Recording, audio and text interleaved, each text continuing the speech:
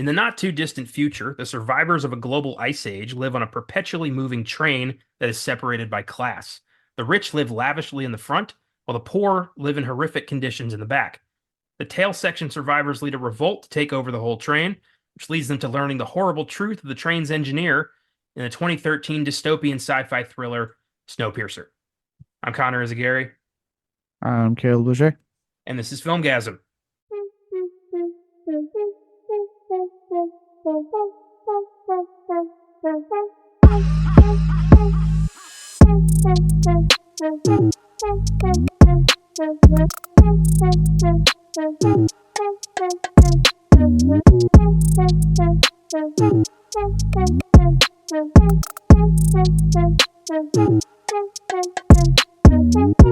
Welcome to the Filmgazm podcast. Today's episode is one of Korean director Bong Joon Ho's greatest films, Snowpiercer. After 3 weeks of whimsical fantasy, it's fun to finally get back to some darker shit. And you can't get darker than class warfare in a dystopian train-centric future. So what's your history with this film? I had heard about it for years. This was actually my introduction to Bong Joon Ho.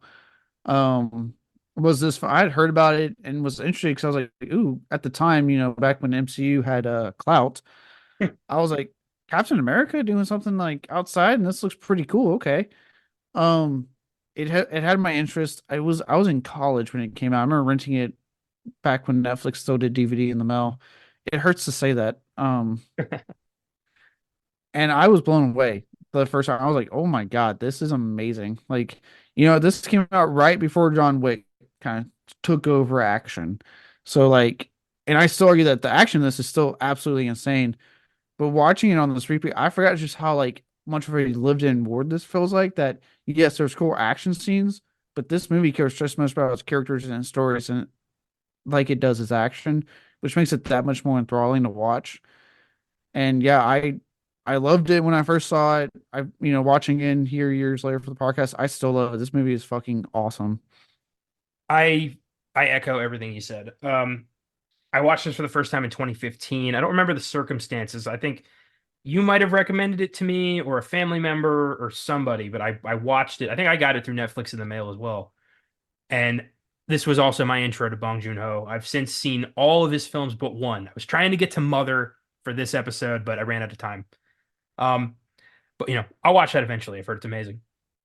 But I was blown away by just how original this was and how exciting and engaging and the amazing set design for each car, the vibrant characters, the powerful, poignant, fuck everything kind of ending this has. It's just a very kind of snapshot of a dystopian thriller that I don't think really got nearly enough attention as it deserved.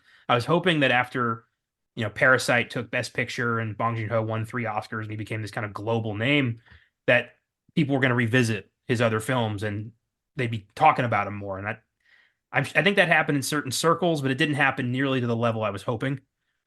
And Snowpiercer is one of those films that, like, if you know it, it's awesome, but it didn't do that great. And kind of got overshadowed by a subpar TV show that has since kind of fallen off the radar. Yeah, and I don't want to overstep anything you may put in the production notes on this movie. Yeah. A lot of that, I'll at least say this much because again, I don't overstep the production notes. I don't blame audiences in this case. I blame the fact that the goddamn Weinsteins were involved with this fucking thing for its American distribution. I I have a funny Bong Joon-ho Harvey Weinstein anecdote that I found that I just loved.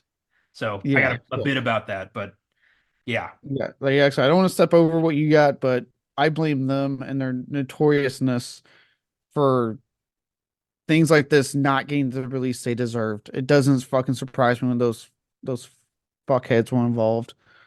Well, I think, like, I mean, I bet they're a big reason of why Bong Joon-ho never really did another English language film. Like, he stayed in largely in Korean markets. But I think Okja, which he did with Netflix, was like the other, like, close to an English language film, is largely in Korean, but was a Netflix distribution. But other than those two films, he's only done Korean films. Yeah, dude, the stories that could be a whole podcast. The stories about those two idiots. Uh, Um, Dude, yeah. I don't know if you've seen it, but the whole interview where Rob Zombie just shits on them has been like circulating online, and like how much he hated working with them for his two Halloween films. That Yeah. for those who don't know, I'll put it like this: he was contracted to do a third Halloween film. He was contracted because the first one was such a huge hit, and Halloween 2 was a hit too when it came out. As divisive as that fucking film is, it was a hit. Um, but he hated working with them so much. He said, "I'll do your second film under two conditions. You let me do what I want with it, and I'm not doing a third film." Because he was so done with them. Yeah, everyone, the Weinsteins have, as we learned a few years ago, they're fucking monsters who destroyed so many lives and tainted so much art. So yeah, what pissed me off the most about it is how everyone kind of knew. Like there was no, this wasn't a shock to anybody. This was a like, oh, finally some justice. Like people were making jokes at the Oscars about like, hey, hey, don't, if you have too much champagne, don't get in the car with Harvey. Like, what the fuck, man? Yeah, like why wasn't I don't know. That's the whole thing about like Hollywood and letting people like this have this kind of power instead of like taking them down sooner like they should have been. And oh God, like don't joke about it, do action. And then on that note, the people who took action, don't be controversial also. That doesn't help your cause. Where was McGowan? Yeah, yeah. Well, I'm glad that Harvey's in prison. I hope he dies in there. Uh, yeah, we'll see. So, my question to you, this film is largely, the result of an attempt to stop global warming. So, my question to you, why is global warming a myth, and when will the libtards finally shut the fuck up about it? I want to fucking exit this interview. No, no, I wanted to see your face. No, my real question. I hate you. Uh, the different train cars that they enter through on their journey to the engine. Every car has its own separate design and use, and they all stand out. So I'm curious, which train car was your favorite? Oh, excuse me. Probably the fish tank one because I was just impressed that they had a working aquarium as a fucking car. Yeah, that was neat. And I love that we've got thousands of people suffering and like eating each other in the back of the car, and you've got an entire car for fucking manta rays and sushi. Yeah, that they can even make a point to tell you they can only do like twice a year or some shit like that. Like, then why have it?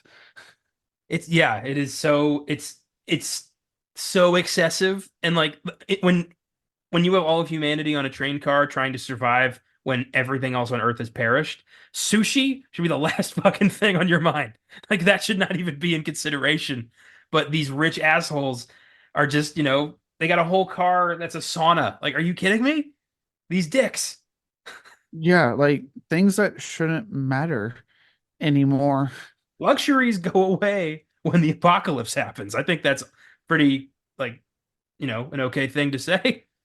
Yeah, I mean, look, they had a whole train car dedicated to them still being able to like rave and get high and party. And I was like, why? There's a nightclub car. I mean, what the shit? This is if I was Curtis, I would be killing everybody.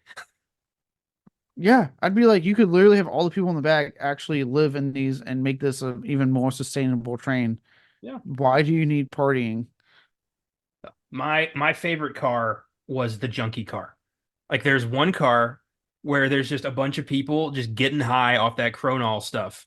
And I remember thinking like you have a car specifically dedicated to just getting high and passing out. Are you serious right now?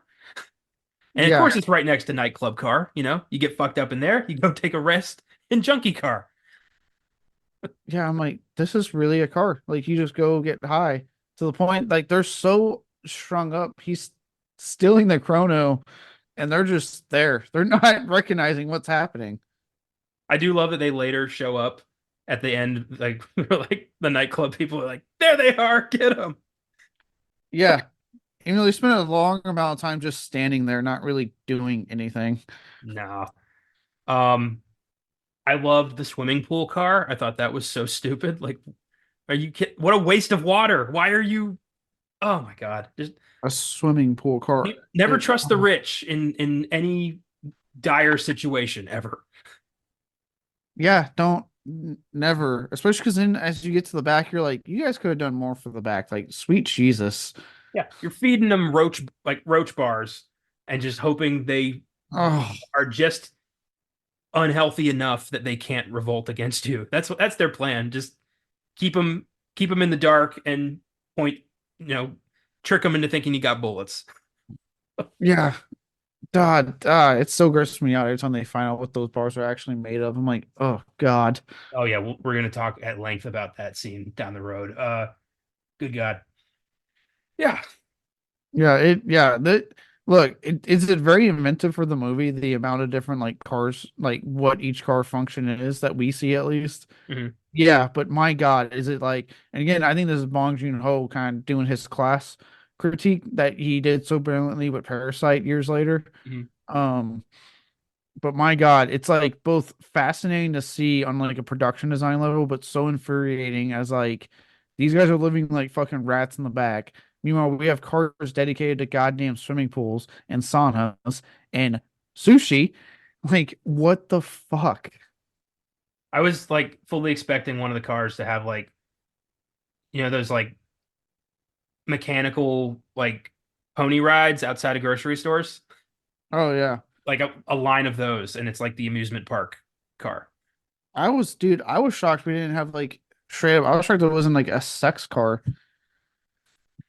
Yeah, that's a good point. I guess people just, fuck in the Sonic car. Uh, Yeah. Ooh, that's very sweaty and kind of gross, but well, um, according to the graphic novel, there's supposed to be at least 1,000 cars on this train. oh, so there's a sex car somewhere. You can't tell me there isn't. Yeah, there's orgy car. Just I hope you don't have to go through like church car to get there.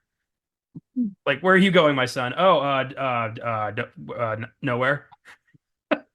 You No, sure we're about that, God, son? the smell anytime you open that car to quote Patton Oswalt. Yeah, just a fog of fuck fumes. Yeah, that'd be. Oh God. Hmm. Oh, dear God. That's my. That's all. Do you have a question? I do somewhat. I thought really long and hard about this.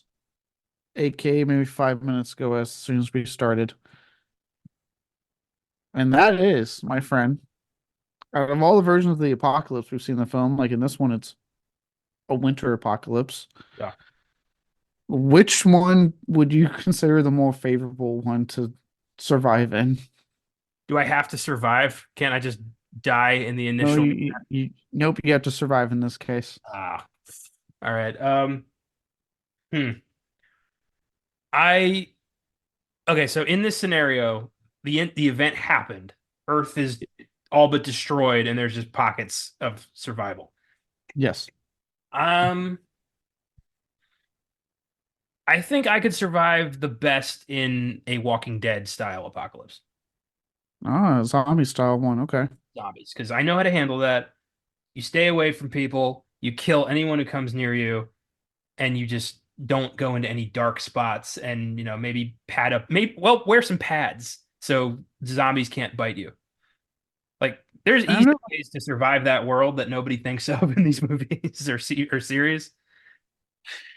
Yeah, especially the walking ones. It's one thing if it's like the Dawn of the Dead remake ones where you're Oh, like, oh fuck shit, I that. I don't can't want to live in run. fast zombie apocalypse. No, no, no, no, no. Yeah, that sucks. But slow zombie apocalypse, it's like, okay, I think I can do this. Yeah.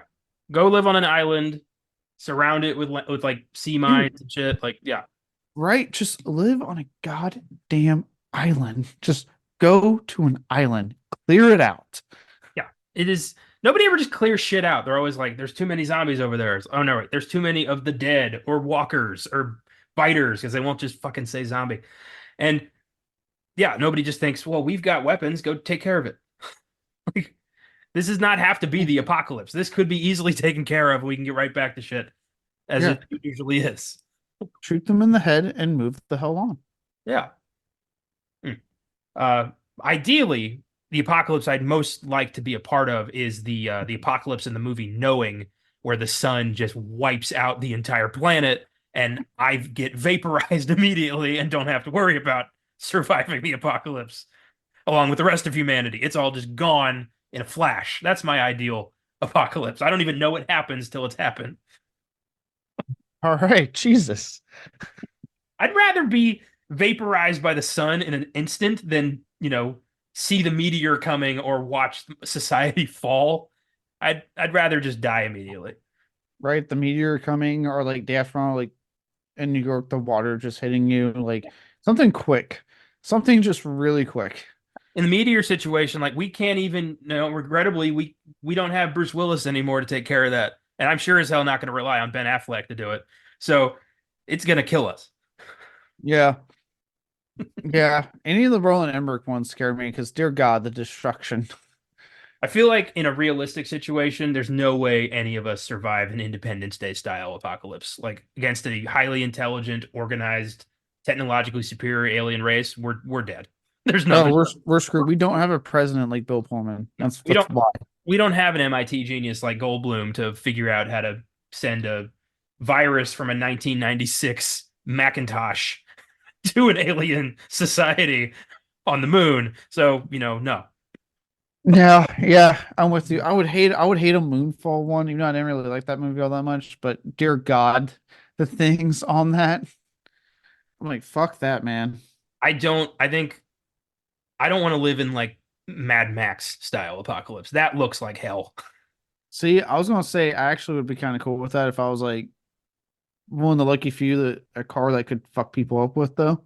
If you have like, a monster truck with spikes and you really enjoy wearing leather and straps and shit and you have zero regard for human life, that's your world.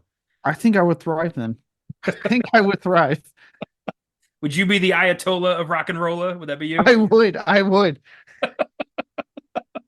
I did zero regard for human. I'd be like, fuck you, it's the apocalypse. I am surviving. Um, I think I could deal with like Westworld because I try to be nice to robots. I think that I'd be one of the one. I think I'd be spared.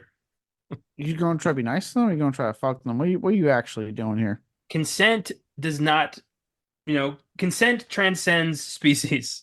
Jesus Christ. Yeah, I'll fuck the robot if the robot wants me to fuck them. I think that's a fair trade there. You gotta ask. You don't just take it in the attic. So yeah, you gotta, consent. Be nice. The robot, if it wants me to fuck. Yeah, you gotta. It's we're talking about artificial intelligence here. We're talking about sentient life. So yeah, you gotta What ask. if it's more? What if it's more of a Skynet apocalypse, like Terminator?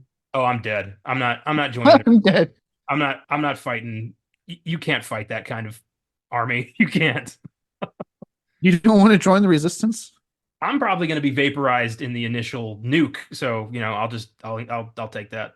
Well, we don't live in Los Angeles. They didn't just nuke Los Angeles. They nuked like the entire world. Los Angeles was I just don't know what you're talking about. that was just the first bomb. That actually brings up a good question of how the hell the humans even survived if they nuked most of America. Like there'd be radiation all over the country. Yeah, that never comes up in the Terminator movies. You'd think that would be enough to just wipe it. The bombs get most of us, and then the fallout gets the rest of us. But nope, Skynet fucked that up. Skynet's Yeah, it's amazing in movies, radiation. Skynet's what? yeah.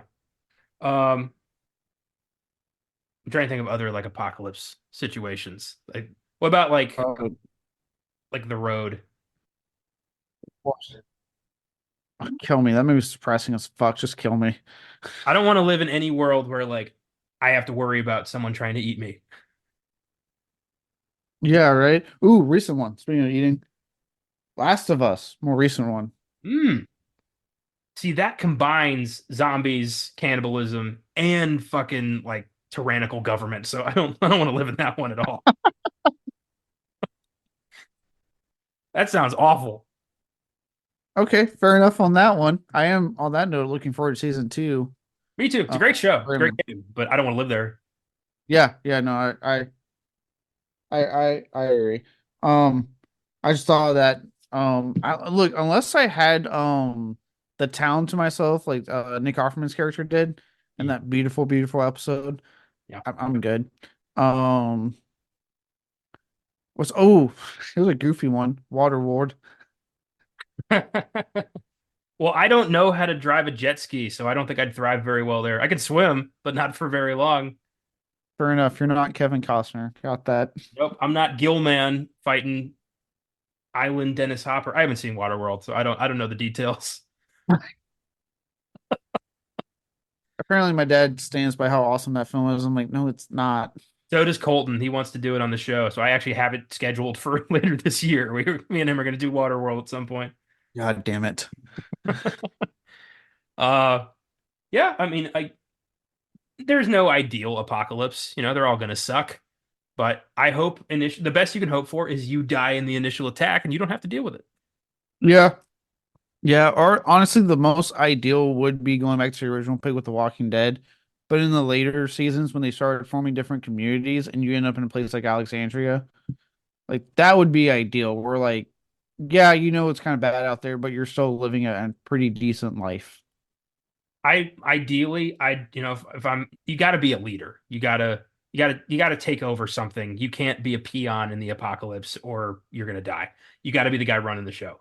So I think you got to take a little bit of Rick Grimes, a little bit of Negan, protect people, but also thin the herd and weed out the weak. Okay, Negan fucking Jr. Yeah, I think that baseball bat was the right way to go. I would have done the same thing.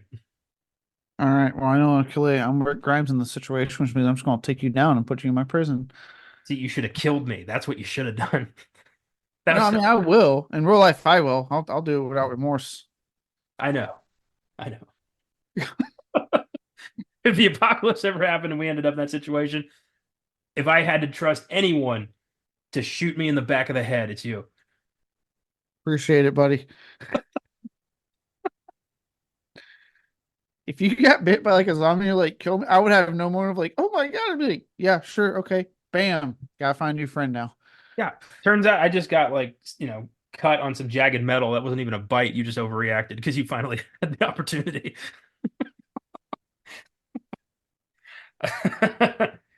Ah, yeah. That was a good question. I like that one. Uh, well, with that, let's get into snow. I don't want to live in the Snowpiercer world. I'll tell you that right now. This looks like absolute On hell. In the dude, featurettes I watched, Bong Joon Ho basically compared the tail section to Auschwitz. dude, I look that and the day after tomorrow, okay? I'm not a cold person for the most part. So like if this apocalypse happens, kill me. Fucking kill me. If I could get on the actual arc, I think the movie 2012 would be an interesting apocalypse to be a part of. Yeah, yeah. Yeah, as long as you're not in like the Himalayas or DC or LA, like or Vegas or Yellowstone, you'll be fine. Almost anywhere that got really fucked in that movie. Yeah, just make it to I think it was Nepal where they were building the arcs. And yeah, I thought that movie was underrated. I thought that was pretty cool. As far as That was disaster fun. porn goes, that's a fun one. Edinburgh knows how to make disaster porn. He's good at it. Yeah, I love how that movie makes zero effort to explain this. They just say like, "Oh, neutrinos in the Earth's core" and some shit. It's like you don't know. Just stop it. Nobody cares. Yeah, right. It's like no one gives a shit. Yeah, we're here to watch LA explode. So give us. Yeah. Your film's called 2012, so we know that you're inherently basing this off the idea that the world was going to end in 2012. Like that's all I need to know. I actually forgot. Like everyone was freaking out. I remembered like 3 days after it happened. After the day that happened, I'm like, oh yeah, the world was supposed to end. Oh, hey, look at that. It's 2013. Wow. Oh, that's funny. Um, so my main sources for today's episode are the featurettes available on the Blu-ray of Snowpiercer, including short documentaries about production, the characters, set design, and the graphic novel. The Blu-ray supplementals are actually pretty useful. They all chatted about their involvement in the film. Bong Joon-ho was super excited to do this. Everyone was super excited to work with him. So there was a lot of content of them just talking about this. Oh yeah. Well, I mean, it's always nice when they're excited to do it. It makes the movie better. Dude, Ed Harris talked about how much fun he had doing this. That's awesome because he only has like one scene in this entire movie. Ed Harris doesn't talk about anything. He stays the hell away from these things, especially sci-fi. I think he's still got some PTSD over the abyss. So I'm surprised he was willing to go back to the sci-fi route with this movie. I okay, yeah. Yeah. Oh yeah, he was in the Abyss. He has all that stuff from the Abyss. Well, I recently watched State of Grace for the first time, a 1990 gangster thriller that he did with Sean Penn and Gary Oldman. Fantastic fucking movie. But Oh hell yeah. Ed Harris was still dealing with some physical injury that he had on the set of The Abyss, which he'd done the previous year, and he still will not talk about his experience on that movie. He hated it so much. He was injured. He almost drowned. Like he has nothing but contempt for The Abyss.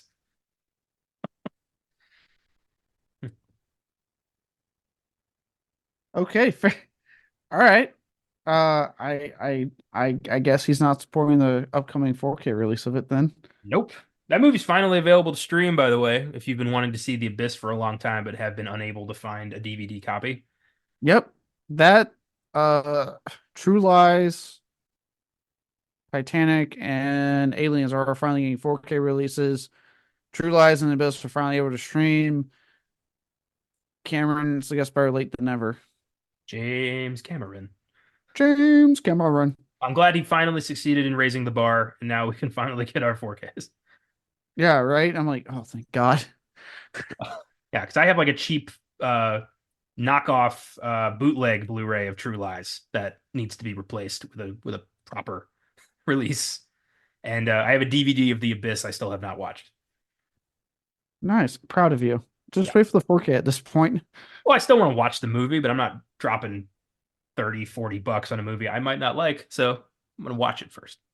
That's yeah, that's smart. That's smart. Uh Snowpiercer began life as the French graphic novel Le Transperce Neige, which was published in English as Snowpiercer. Was first published in 1982, had two sequels published in 1999 and 2000, respectively. It was originally conceived by authors Jacques Loeb and artist Jean-Marc Rochette. The sequels were written by Benjamin Legrand, who replaced Loeb. An epilogue was published in 2015, was written by Oliver Bouquet. So it's very French. And I read this, the first installment of four, because the movie's largely inspired by the first segment. And the movie has fuck all to do with the graphic novel. The only thing Bong Joon Ho adapted was all of humanity is living on a train that is constantly circling the globe. That's it.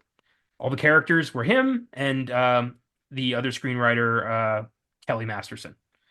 So I find that funny. Like he wanted to adapt this graphic novel he loves, but he also did not want to do anything about it. That I it's like the classic Stanley Kubrick, like, I really like this thing, but I'm gonna make it my own thing. Pretty much, that's exactly what happened. Uh, the graphic novel follows two tail section rebels as they fight their way to the front of the train as the rich attempt to detach the tail section cars and kill everyone who's not in first class, so the train can move faster because it's starting to slow down. That's the whole story of the first one, and it's 112 pages. There's not a lot of character development, admittedly. All the characters are French because it's a French graphic novel. And I feel like the movie just had better character development, had a wider range of ethnicities. It's all of humanity on this train. It's not just going to be Americans or French. Like, you've got everyone in the movie. Mm, Uh, and I thought that this is one of the rare instances where I think the movie is actually way better than the source material. yeah, I mean, I haven't read this, but I won't take your word for it, where this is better than the source material. Yeah. I bought it at half price books for like a few bucks because I thought, oh, we're doing Snowpiercer. I should check this out. But yeah, admittedly, pretty pretty bland, and also the art it's all black and white, so there's not really a lot of like the art could have been better too, admittedly. Like it's not a very good story. Like I don't really see what Bong saw in this, but I'm glad he saw something because we got this great movie out of it. Yeah, no, it look at the end, even if like you're not a fan of or not a fan of it, like it's like you said, he saw something, he made a really good movie out of it, so I can't exactly complain on that front. True. Yeah, Bong Joon Ho was a big fan of the graphic novel, felt his adaptation needed to have a fresh take on the material. So he saw value in this, but also was like, I can do this better, which is funny. Apparently, he just read the whole thing at a comic book shop, just stood there reading it, and just read the whole thing standing there in one go, which is pretty cool. I'm surprised no one said like, "Hey, you gonna buy that?" Do you want to buy that and go home? Yeah, so he discovered the graphic novel in a comic shop in 2005 while he was filming The Host. When he decided to adapt it as a film, he reportedly said, quote, I had to come up with a completely new story and new characters in order to create a new dynamic Snowpiercer that was packed with cinematic exhilaration. So he recognized, like, I can't tell this story on camera with people being into it. I need to make something else. Okay, okay, I'm tracking. Okay. Yeah, I respect that. I like that. Usually I'd be against that, but I guess I'm not against changing the source material if the source material's not that good to start with. Well, I'll say, Mr. You're being a real contradictory person right now. I realize that. I realize I'm being a real hypocrite because I've gone on record multiple times, especially with Stephen King, saying like the source is there, don't change it. But if the source is not that great and you want to turn it into something better and you succeed, go ahead. John Carpenter I did that with The Thing. I think in general, you if a director wants to change the source material, they can have at it. At the end of the day, because I'm of the mindset with a lot of like, and Stephen King and themselves have said it, nothing's taking away their book that will still be there for you to purchase and buy and read.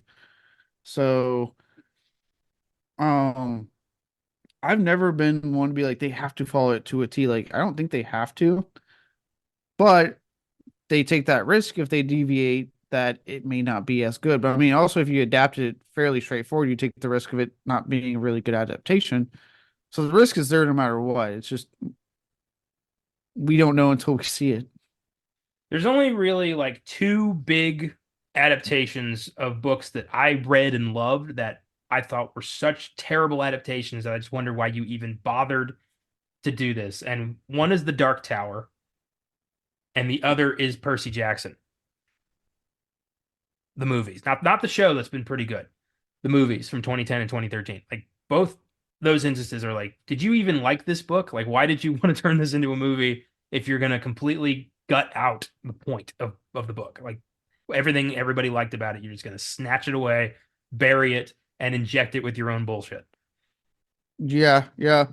The Dark Tower one hurt. I remember watching it being like, dude, what the hell? Like, I've waited so long for this goddamn adaptation, and oh god, luckily, unless things have changed, Mike Flanagan is supposed to give us hopefully a redemption with his TV show, with Prime, and I'm very excited with that about that. Like, very, very excited about that. God willing, I really hope that does happen. In the Dark Tower, the second Roland said something along the lines of, I don't care about the tower. I was like, yep, did you even read the fucking book? That's literally the whole point of his character is all he cares about is the tower. Yeah, I know. I was like, when they made it to where he cared about the kid, I'm like, oh boy, like guys, you missed the point. He starts out a raging asshole, and he gets better as the books progress. Yeah, that's the point. You can't shove 7 books of character development into an hour and a half movie. Jesus.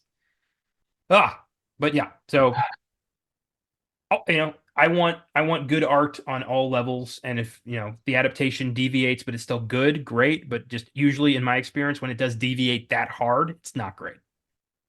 Yeah. Um, yeah. Yeah. I mean, but I mean, like, then you can be like, The Shining deviated and it was an awesome movie. But yeah, it really depends on what the hell they do with it. It's always depending on what the hell they want to do with it. And if they are going to deviate, are they doing it because they do generally have a love and respect for the source material, but they have this ideal that they think will work? Or are they just doing it because, fuck this source material? True. Look at 2022's Firestarter. That was definitely a fuck the source material situation. Yeah, yeah. Oh well. Snowpiercer worked out because Bong's a better storyteller than the other guy. Um, Yes. yeah. Yes, he is. He wrote the first draft of the screenplay after his friend director Park Chan-wook, through his production company Moho Film, obtained the rights to the story for Bong to adapt. And if you remember, if the name Park Chan-wook stands out to you, that's the director of Old Boy. Oh, that I was like, that does stand out to me. They're buddies, and Park used his production company to wrangle the rights to Snowpiercer so Bong could adapt it, which is a pretty fucking awesome bro move right there. That's a super awesome bro move. Yeah. Uh, Screenwriter Kelly Masterson was hired to rewrite the script. He had previously impressed Bong with his work on the film Before the Devil Knows You're Dead, which is a fantastic thriller starring Ethan Hawke and Philip Seymour Hoffman. It's Sidney Lumet's last movie, 2007. Epic, epic movie. Uh, Okay. yeah, definitely. If you can find that, check it out. I have a DVD. I don't know if it's streaming anywhere, but it's a fantastic movie. Uh, Nice. You did remind me that I need to see if that 4K of Old Boy's still out because that's a fucking kick-ass movie. yes, yes. I got to see that on the big screen last year for the re-release, and that was an experience. My God. Park Dude, oh and God. he came on screen at, like to introduce it, and he warned everybody, if you haven't seen this before, brace yourself. You might be disturbed, so just accept that that's going to happen, or you can go. I Yeah. love that he had to come and be like, warning, this might be too much for you. Oh, dude, Old Boy's one of those. As much as I love that movie, if I was showing anyone, I'd be like, look, I'm not spoiling it because you have to. If you don't know the twist, you gotta like watch it, not knowing a damn thing. Oh yeah, Um, but I'd be like, look, it's gonna be a lot. I'll tell you, it's a taboo subject. So if it's not something you're gonna be okay with, you might not want to watch this movie. yeah. It's one of the most shocking, visceral, brilliant films of the 2000s. It's fantastic. I'm surprised we never did it on the show. We might do it on the show at some point because that would be a fantastic episode. It would. I do remember. I got you. I remember because that was when I would like tell you to watch these things, knowing fully well what was the content of the movie, and I just wait for the text that I would inevitably get from you. Yeah, when we first started the website, I remember like we made a pact to like watch everything. We started like just throwing shit to the wall, recommending weird shit to each other and reviewing it. And Old Boy was one of those first films, so we were like, Jesus Christ, what a what a film. I remember you text me like, "Hey, I'm finally watching." I was like, "Okay, cool." And then I was like, "I'll wait." And like 2 hours later, I get a text going, "What the fuck?" And I was like, "You got to the end, didn't you?" I believe Old Boy is the second part of Park Chan-wook's Vengeance trilogy. Yeah, yeah. He Sympathy for Mr. Vengeance and Lady Vengeance are the other ones, I believe. Austin and I did an episode on Sympathy for Mr. Vengeance way back on the first run of the show and just fell in love with that crazy movie and just it reminded me a lot of like Fargo, the whole idea of like a simple plot can go, everything that can go wrong will go wrong and turn into a nightmare. It was that kind of movie. Hmm. Yeah, I still haven't watched Lady Vengeance, but I'm looking forward to it. Yeah, one day I need to watch the other two just to complete the trilogy. But No. Old Boy is one of those that like everyone knows it. I was like, I gotta find my way to get my hands on this one and watch it, and I did. I'm hoping for like a 4K Vengeance trilogy box set. That's what I want. Mm, maybe, but I think the only thing stopping is how much more popular Old Boy is compared Yeah, to the other two films. I know, I know. Well, whatever I find cheaper first is kind of where I'm at because I don't own Old Boy. I haven't. I want it, but I also I have a personal limit. Otherwise, I'd go broke in a week buying movies. God damn Uh, it. well, together, Bong and Masterson they ended up cutting a romance subplot they originally had. They originally had Curtis have a love interest, and they just decided to cut that and focus more on the revolution, which I think was a smart way to go. Yeah, it wouldn't too much since in the movie and Hugh Curtis is as a character to get bogged down with a love interest. Yeah, he doesn't give a shit. Like he's here for one reason. He's a very focused person in this movie. Yeah. He has one thing on his mind like the entire movie. Yeah. Um, so Chris Evans was cast as the lead, Curtis. Bong was initially hesitant to cast Evans due to his recent boost in stardom thanks to Captain America and the Avengers. Bong felt he was too muscular for the role, but they ended up covering him in, coats and scarves and shit. And Bong warmed up to the idea, and Chris Evans, blew it out of the water. He did a great job. Oh, yeah, he was great. It honestly, it makes me wish he would pick better fucking films. post his time as Captain America because he is really goddamn good in this movie. Yeah, you know what? I agree. I can't think of anything memorable he's done post Captain America other than this. Yeah, what I've heard about, it, I thought, oh, that'd be cool, and then I hear it's not good. I'm like, well, okay, never mind. Uh, Tilda Swinton was cast as Mason, the front section's representative. The role was written for a male actor, but Swinton blew Bong away with her audition, and she became one of his players. She also appeared in Okja. So yeah, she just had a blast working with him, and he had nothing but great things to say about her as well. That's yeah, okay, that's good. From what I my brief research, it sounds like because this was his first like major league, I currently now is only major English language film. Yeah. Um, apparently like Chris Evans and Tilda Swinton then were like very like accommodating from what I understand and helped him out as much as they could. So he felt, comfortable on doing a movie like this. Yeah, because Bong Joon Ho, he does speak some English. He doesn't. He prefers to speak Korean. So he had to give directions via translator most of the time. So that can get frustrating. But they were just so enamored by his skill as a filmmaker that they were all just like, holy shit. Especially John Hurt, who was cast as Gilliam, leader of the tail section. Bong had loved John Hurt since he was a kid. He saw The Elephant Man on TV and thought, this guy's an amazing actor, and then kept him in mind over, 30, 40 years. I don't know how old Bong Joon-ho is.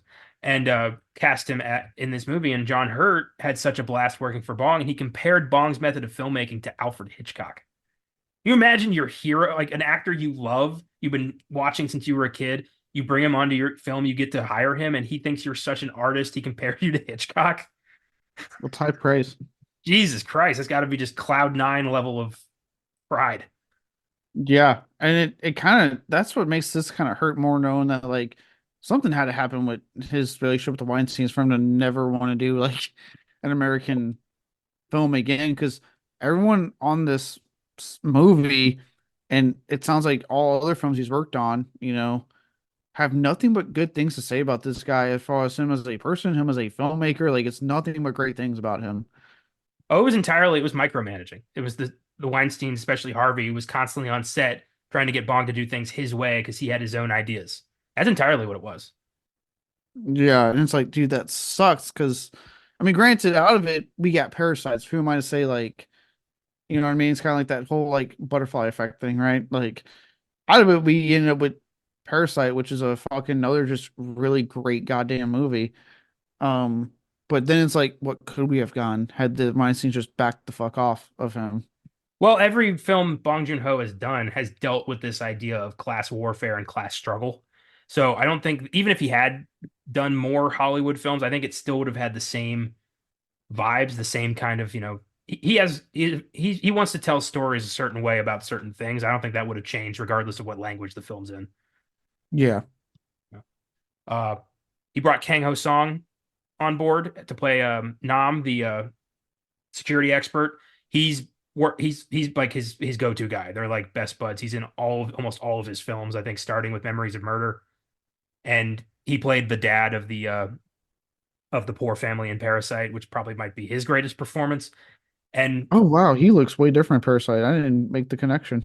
oh yeah, he's one of the cops in Memories of Murder. Yeah, he's you see him throughout Bong's career. He was in Sympathy for Mr. Vengeance as well. Uh, Oh, yeah, nice. he's become one of an actor I really look forward to seeing. Uh, and then Ed Harris was cast as the train's engineer, Wilford. Harris became a fast fan of Bong's after watching three of his films. His agent reached out to him and said, "Hey, Bong Joon-ho wants you as the I guess the villain." There's a lot of villains in this movie. Everyone's kind of a villain, really. Uh, Yeah. Wilford in this movie Snowpiercer, and he sent him the script, and Ed Harris was like, "Well, I don't know who Bong Joon-ho is, so I should probably find that out." So he went and watched Memories of Murder, Mother, and The Host, and was like, "I fucking love this guy. Like this guy's a great filmmaker. I want to work with him," which is This cool. man is art Yeah, itself. he basically did say that. Like in the interview I watched, he was like, "Yeah, I watched those three movies, and I just thought this man is a genius." And Like this Ed Harris, like the most stoic, you know, don't talk to me guy was like, I loved him and I wanted to be a part of it. It was so weird to see that. right? Him actually excited. Right? Yeah. He said he said about working on Bong's set, he said, I want to do this. I don't care what he's asking me to do because he's a really great filmmaker. Like Damn, he came to set and was like, I am at your mercy. You know what's best. What do you need from me? Holy shit. This guy tamed Ed Harris. some director, it's really pleasing when you hear about like just the respect some of these directors have because they actually know how to like do their job, basically. Yeah. He said that Bong Joon Ho had like a set that was so quiet and professional that Ed Harris was able to concentrate and just disappear into his role in a way he'd never been able to do on a set in any other portion of his career. It was just so focused on the moment, which is so cool. And you can see that throughout Bong Joon Ho's whole career. All of his films deal with like every scene is a priority. And that is so like I can see why Hurt was comparing him to Hitchcock because he worked the same way. Everything was methodical and everything was necessary. Well, You don't because see a lot of filmmakers do that anymore. no, and especially like it makes sense with Bong Joon Ho because like even my like limited knowledge, the guy's a genre bender with his films. Like, Oh yeah. so he has to make sure everything's important, everything has a point because as we saw in Parasite, it was a drama in one second, a comedy in the next, a horror film, the fucking in the midway twist. Like in this film, it's action, it's sci-fi, it's trying like he's constantly changing what the film is. So it makes sense to me that he is so particular about what the importance of the dialogue and the scene and everything happening in his films because it has to build off each other for what he's doing to make sense.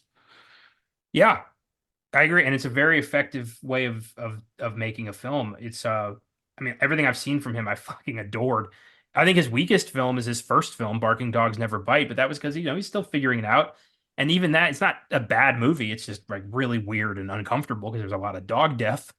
But Yeah, and there's a lot of directors that their first film was not their best film. You know what I mean? Like it's not exactly an uncommon thing. I'm not saying it doesn't happen. I mean, we've had directors have really great first films, but it's not uncommon for their first one not to exactly be their best work. true. But then 3 years later, he drops Memories of Murder on us, and holy shit, does he become the toast of Korea? Because that movie was a super tense, great serial killer movie that I watched with Colton and I did an episode on it last year, and we were both just like, this thing fucking ruled, and we love this guy. So yeah, he's the man. Yeah, they had look, I could just honestly like other than like people like him and Park Chan-wook and just that kind of like cinema in that area, Asian cinema in general, Japanese, Korean, all that stuff. I could go on forever. You got stuff like that. You got stuff like I Saw the Devil, which if you haven't seen is really fucking good. Yeah, I've heard that one's been on my list for quite some time. It's so good. I don't want to give it away for you haven't seen it, but like it's cat and mouse with a cop and a serial killer, but not in the way you think. It's so goddamn good. Sweet. And just yeah, like I just love of all the foreign cinema I love, Mhm. that area of the world is probably my favorite just because of what they're willing to do with cinema, with genre, with character story, like everything they're just willing to do, from stuff like that to things like Train to Busan or One Cut of the Dead, like films that are just like will challenge you on what you think, a film is. Takashi Miike isn't their, big name. Like what these guys are willing to do to like challenge you on what cinema actually is. It makes it true when you watch these American films, you're like, this is kind of boring because over here they're doing the cool shit. Well, what I'm constantly looking for as a film buff is original, creative, dynamic cinema that doesn't spoon feed me the script and treat me like an idiot. And I consistently find that in Korea and Japan specifically, because they treat their audiences like they're intelligent, smart adults who can follow this shit and just, keep up. And I love that. And the stories are so weird and freaky and unforgettable. Like I've yet to really see like a Korean or Japanese film I didn't like. Like Yeah. you can't stop thinking about them. After you watch it, it's like it sticks in your head. Like what the fuck was that? Oh Even yeah. even when they do like dramas. Like it's great. Yeah, you can't stop thinking. Even the ones I've watched, obviously, kind of going on the more horror side of things. For me, the ones I've watched, where they do put a lot of taboo subject material in there, with Old Boy and Itchy the Killer, and um even like places auditions willing to go. These taboo subjects are willing to breach are like they make you fucking think. And yes, a part of it's so they can shock you, but a lot of times they're putting in there to tell their story. And to comment on something. So it's like the shocking part, or like, obviously a more recent one with the sadness, right? Yeah. Yes, it's shocking. It doesn't leave you that what you just saw. But if you pay attention, like you were saying, to the stories they're telling, they are trying to tell you something between the shock value. Whereas, and again, I'm someone who loves Hostel and Saw, so I'm not like downing those films at all. But those are films that are just trying to shock you and push you to extremes, 9 times out of 10 just to do it. Um, Whereas, yeah, in those countries, they're doing it, but trying to also make you think about other stuff. True. I mean, like I mentioned, dramas. Like there was a movie I watched a few years ago for the Oscars. It was called Drive My Car. It was a Japanese drama about a guy who hires a driver and they start they start having a relationship. But what it was about, like it started out with this guy who finds out his wife's cheating on him. And before he can confront her, she dies of a brain aneurysm. And God damn. he has to deal with the knowledge that he can't ever get closure. And his company hires a driver for him and he starts venting to the driver and she starts venting her problems to him and they start becoming friends based on this shared trauma. And I was like, this is fucking brilliant. This is brilliant character study. It's a great concept that's executed so well. It's a 3 hour long movie and you do not feel it. Like that's what I want. I want, you know, a complete film where you don't feel the runtime, where you don't stop thinking about it, where you care about the characters. And I consistently get that from Asian cinema. Like that's why I keep going back. It's not just because it's like freaky or weird, it's because it's fucking great storytelling. Hmm. Yeah, it's fantastic storytelling. I love what they're willing to do. And I know sometimes they have things that actors do where they make like these weird faces or they do strange stuff that's kind of like exclusive to their type of cinema that I'm sure turns some people off, but that's to me the unique charm to it.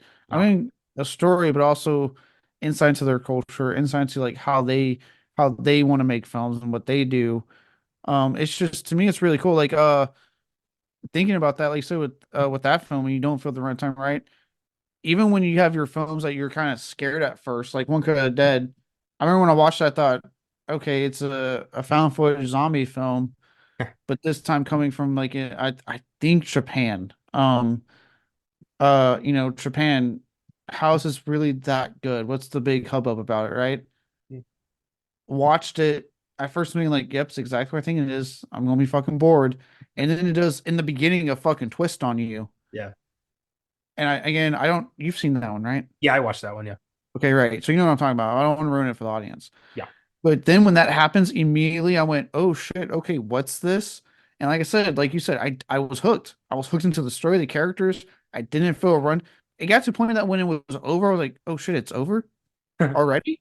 Like I was so invested, and I don't get that a lot with American. Like I've even commented before, for example, like Killers of the Flower Moon. As much as I liked that movie, I did feel its runtime after. But at first, after a while, I was like, "Please, please end, so I can go to the bathroom." Yeah, there's just, American film is losing its luster for me. Like I feel like have I seen everything this country has to offer almost? Like I don't get a lot of surprises anymore. I mean, I still do, but not a lot. Yeah, and I think, I know you like to bust my balls when it comes to like dramas. I do think that's partly why I'm not always interested in watching like American dramas because I just feel like you know what it feels like to me? Why I'm tired of paranormal horror films. Because it's like the same thing. A character is having to go through a existential crisis. They have a lot of bad shit going in their lives. They have to find themselves. They find themselves at the end of the movie. I'm like, oh my God, I have seen this before. This is all you fucking Oscars nominate. Like, Jesus Christ. For me, like, and I'm talking largely about new releases. Like there's, going to the past and finding gems from like the 70s, that still happens all the time. Mhm. Dynamic filmmakers that like still exist in America, but for me, like new releases especially, it's like I've been eating at the same restaurant every day. Mhm. And now I finally tried that new Japanese place across the street, and I'm like, holy shit, this place is amazing. And I want to keep going there because I know I'm going to get good shit every time. The place I've been at for the past 30 years, like, yeah, occasionally they'll nail it, but most of the time it's like I'm eating reheated leftovers. Yeah, because even outside the Oscar dramas, look at how we felt about the summer blockbuster season last year. It's just a lot of like, all right, seen that before. Okay. Yeah, we just spent, a good hour and a half kind of, bitching about Madam Web and the situation in, superhero movies right now. And it's like, yeah, I want filmmakers to try as hard as, you know, I want them to act like their jobs depend on it. Because I need I'm not gonna say I need American filmmakers to try. I need the American studio system to back the fuck off and let American cinemas work like they let their foreign like filmmakers work. yeah. Yeah. The suits should pony up the dough and trust the people they've hired to make the movie to make the movie. Yeah, because it's getting to the point where it's showing. I mean, look at bringing it back to Bong Joon Ho. Look how successful Parasite was when it came out here in the States. Yeah. Look at the recent success of Godzilla minus one. Like it's the third, unless it changed last I checked, the third highest grossing foreign film in America. Yeah, I believe, I yeah. think it's either beat Parasite or Parasite's literally one spot above it. Let's find out.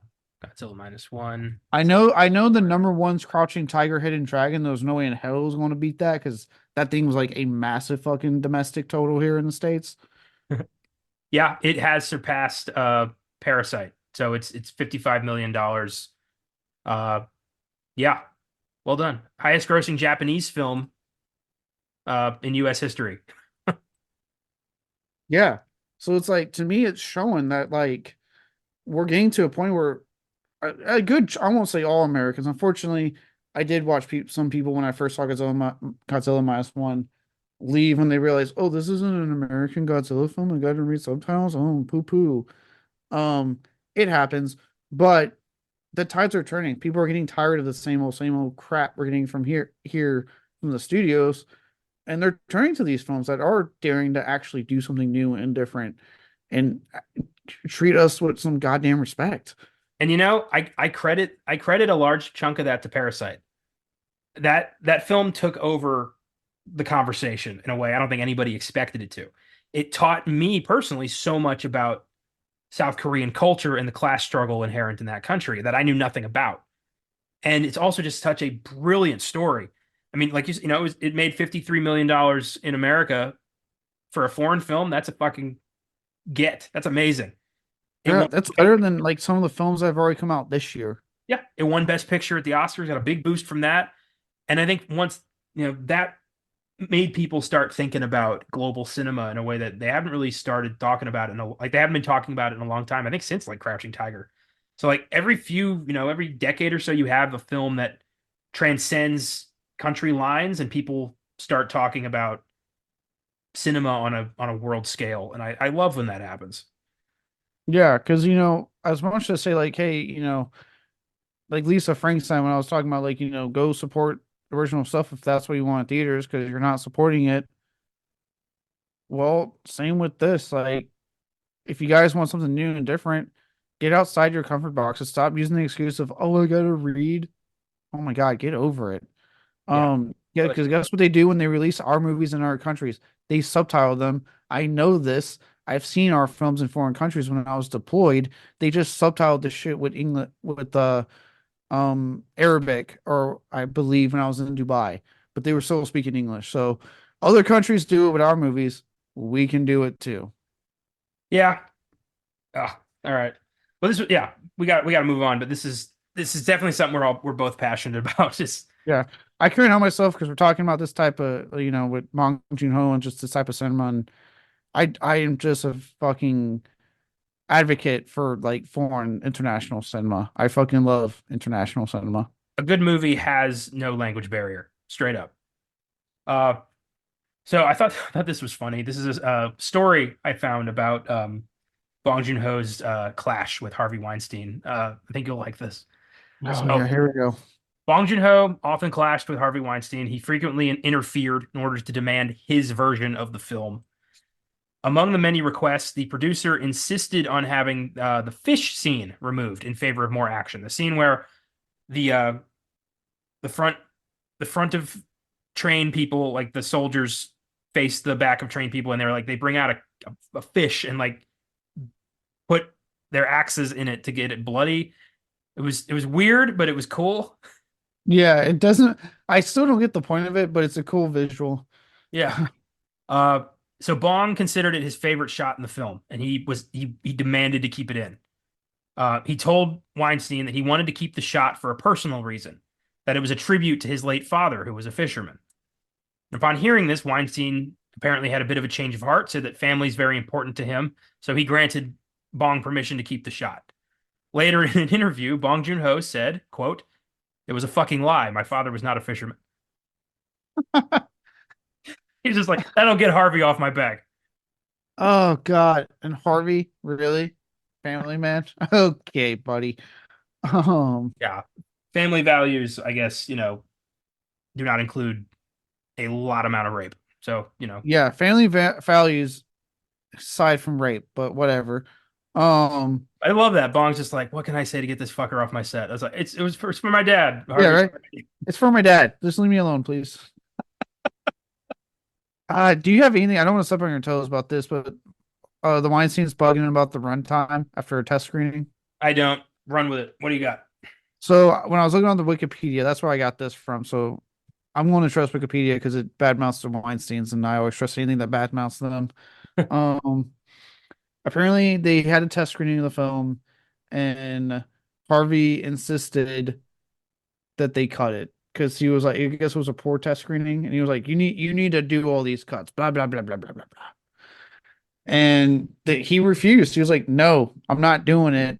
And then I guess they did another one that did better and convinced them to Oh, so that's what it was. He was like, "Where if you're not going to cut it, you're switching over to the Radius TWC brand that they had, which meant like a limited release." Mm.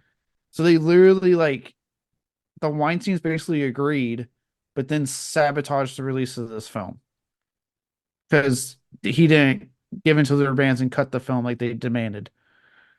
What absolute shitbirds. Like, just, I get why he was like, yeah, fuck Hollywood. And he went back to doing his own thing. I totally get that. If that had been my one experience working with Hollywood, I would have left too. Oh yeah, I'd been like, "Fuck this. I can't work on these conditions." I can't work like this. I was at a I went to see the Who a while back in Vegas, and they were doing, it's a great show, and then they started doing a bit from Quadrophenia, and Pete Townsend started playing the intro to the song "Drowned," and somebody handed him the wrong guitar, and he played it a little bit. And he's like, "No, no, no," like, and a roadie came out, handed him another guitar. That was also the wrong guitar. And he freaked out and he literally said, "I can't work like this." And then somebody brought him the right guitar, and he was like, "Oh, okay." And immediately went into Drowned, and I'm like, "Shit, he sounds fun." Right? Like, I can't do this. Okay, here I have it in front of me for better clarification here. Mhm. So yes, the first test screening was not great, didn't go well. So Weinstein was like, "Hey, we need to cut more." They did a later one of Bong's original cut of the film, the one that we got, and the score was much higher.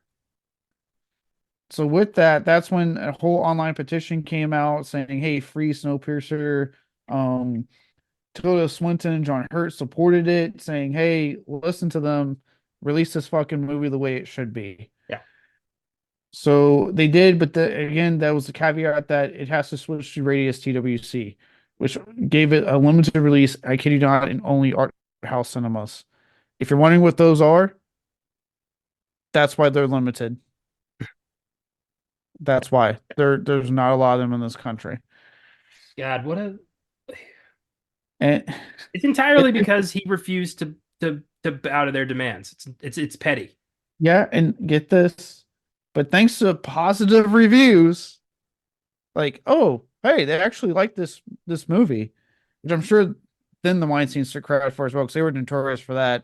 Mm. They would all of a sudden take credit for this wonderful film if it got good reviews. Um, they would give it a wider U.S. release and play it over. Wait for this number, Connor. Wait for this number. They would play it in over 150 theaters. Whoa. Holy shit. For the audience listening, a wide release film plays in the thousands across the country. Just so y'all know.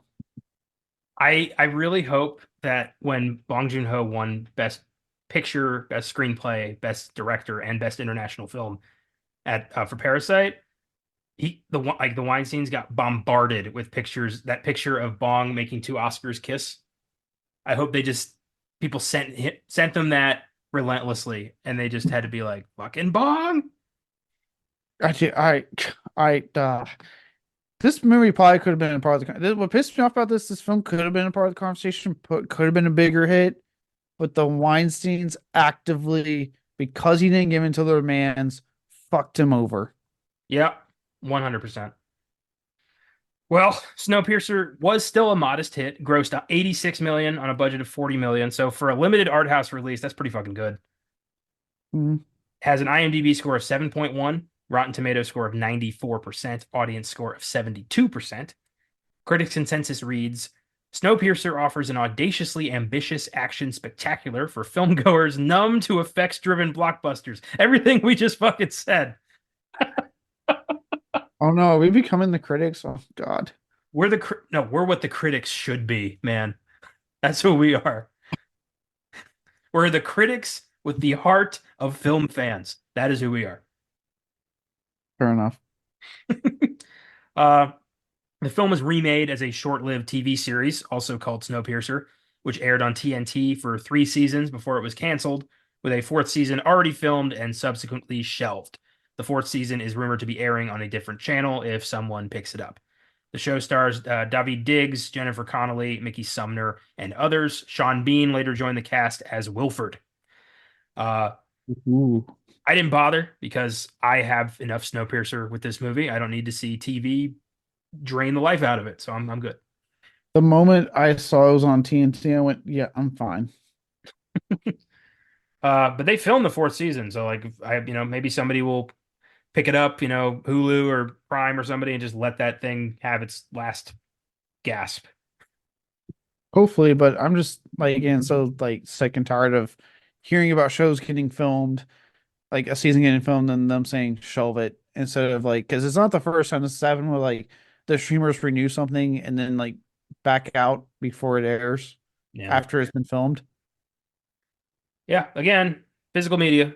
Buy your shit, and no one can take it away from you. Yeah, just buy physical. Yeah. Let's get physical. Physical. You're welcome for that. Thank you, I guess. Uh, so with that, let's before we get into the into our specific likes about the movie, I do want to talk about this. So there's a reason we are doing Snowpiercer at this point. So we just did a double feature back-to-back weeks of Wonka.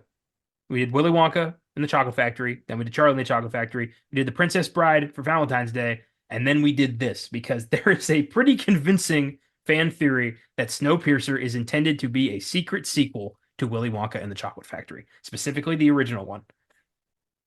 Oh, the good one. No offense, Maja. Yeah. No, offense, Maja. You're wrong. Yeah, I don't agree. I'm sorry, Maja. I don't agree with this stance that you have on the Johnny Depp pedo remake. I Well, here's only it's only the original one. That's the only one that exists. well, the Paul King one was pretty good, but yeah. Um, so this is the theory. This is from Screen Rant. Matt Pat on the Film Theorists on YouTube laid it all out really convincingly. Check that video out. But here's what I got. Willy Wonka has built a completely isolated factory from the outside world, meaning it is entirely self-sustaining. In addition, he specializes in producing weird foods and experimental modes of transportation, the Wonkatania, the Wonkamobile. These are skills that he passes on to Charlie Bucket, who is to continue Wonka's legacy. And this leads Charlie to abandon his original name and take on that of Wilford Wonka to honor his mentor. Years later, during the time Snowpiercer takes place, he builds a self-sustaining train, foreseeing the devastating effects of the CW7 gas that is the cause of the eternal winter. However, in order to keep the train self-sustaining, he has to go to extreme measures to maintain the population, ordering the execution of certain percentages when it gets too high, or orchestrating revolts to maintain, as Wilford says, anxiety and fear, chaos and horror in order to keep life going.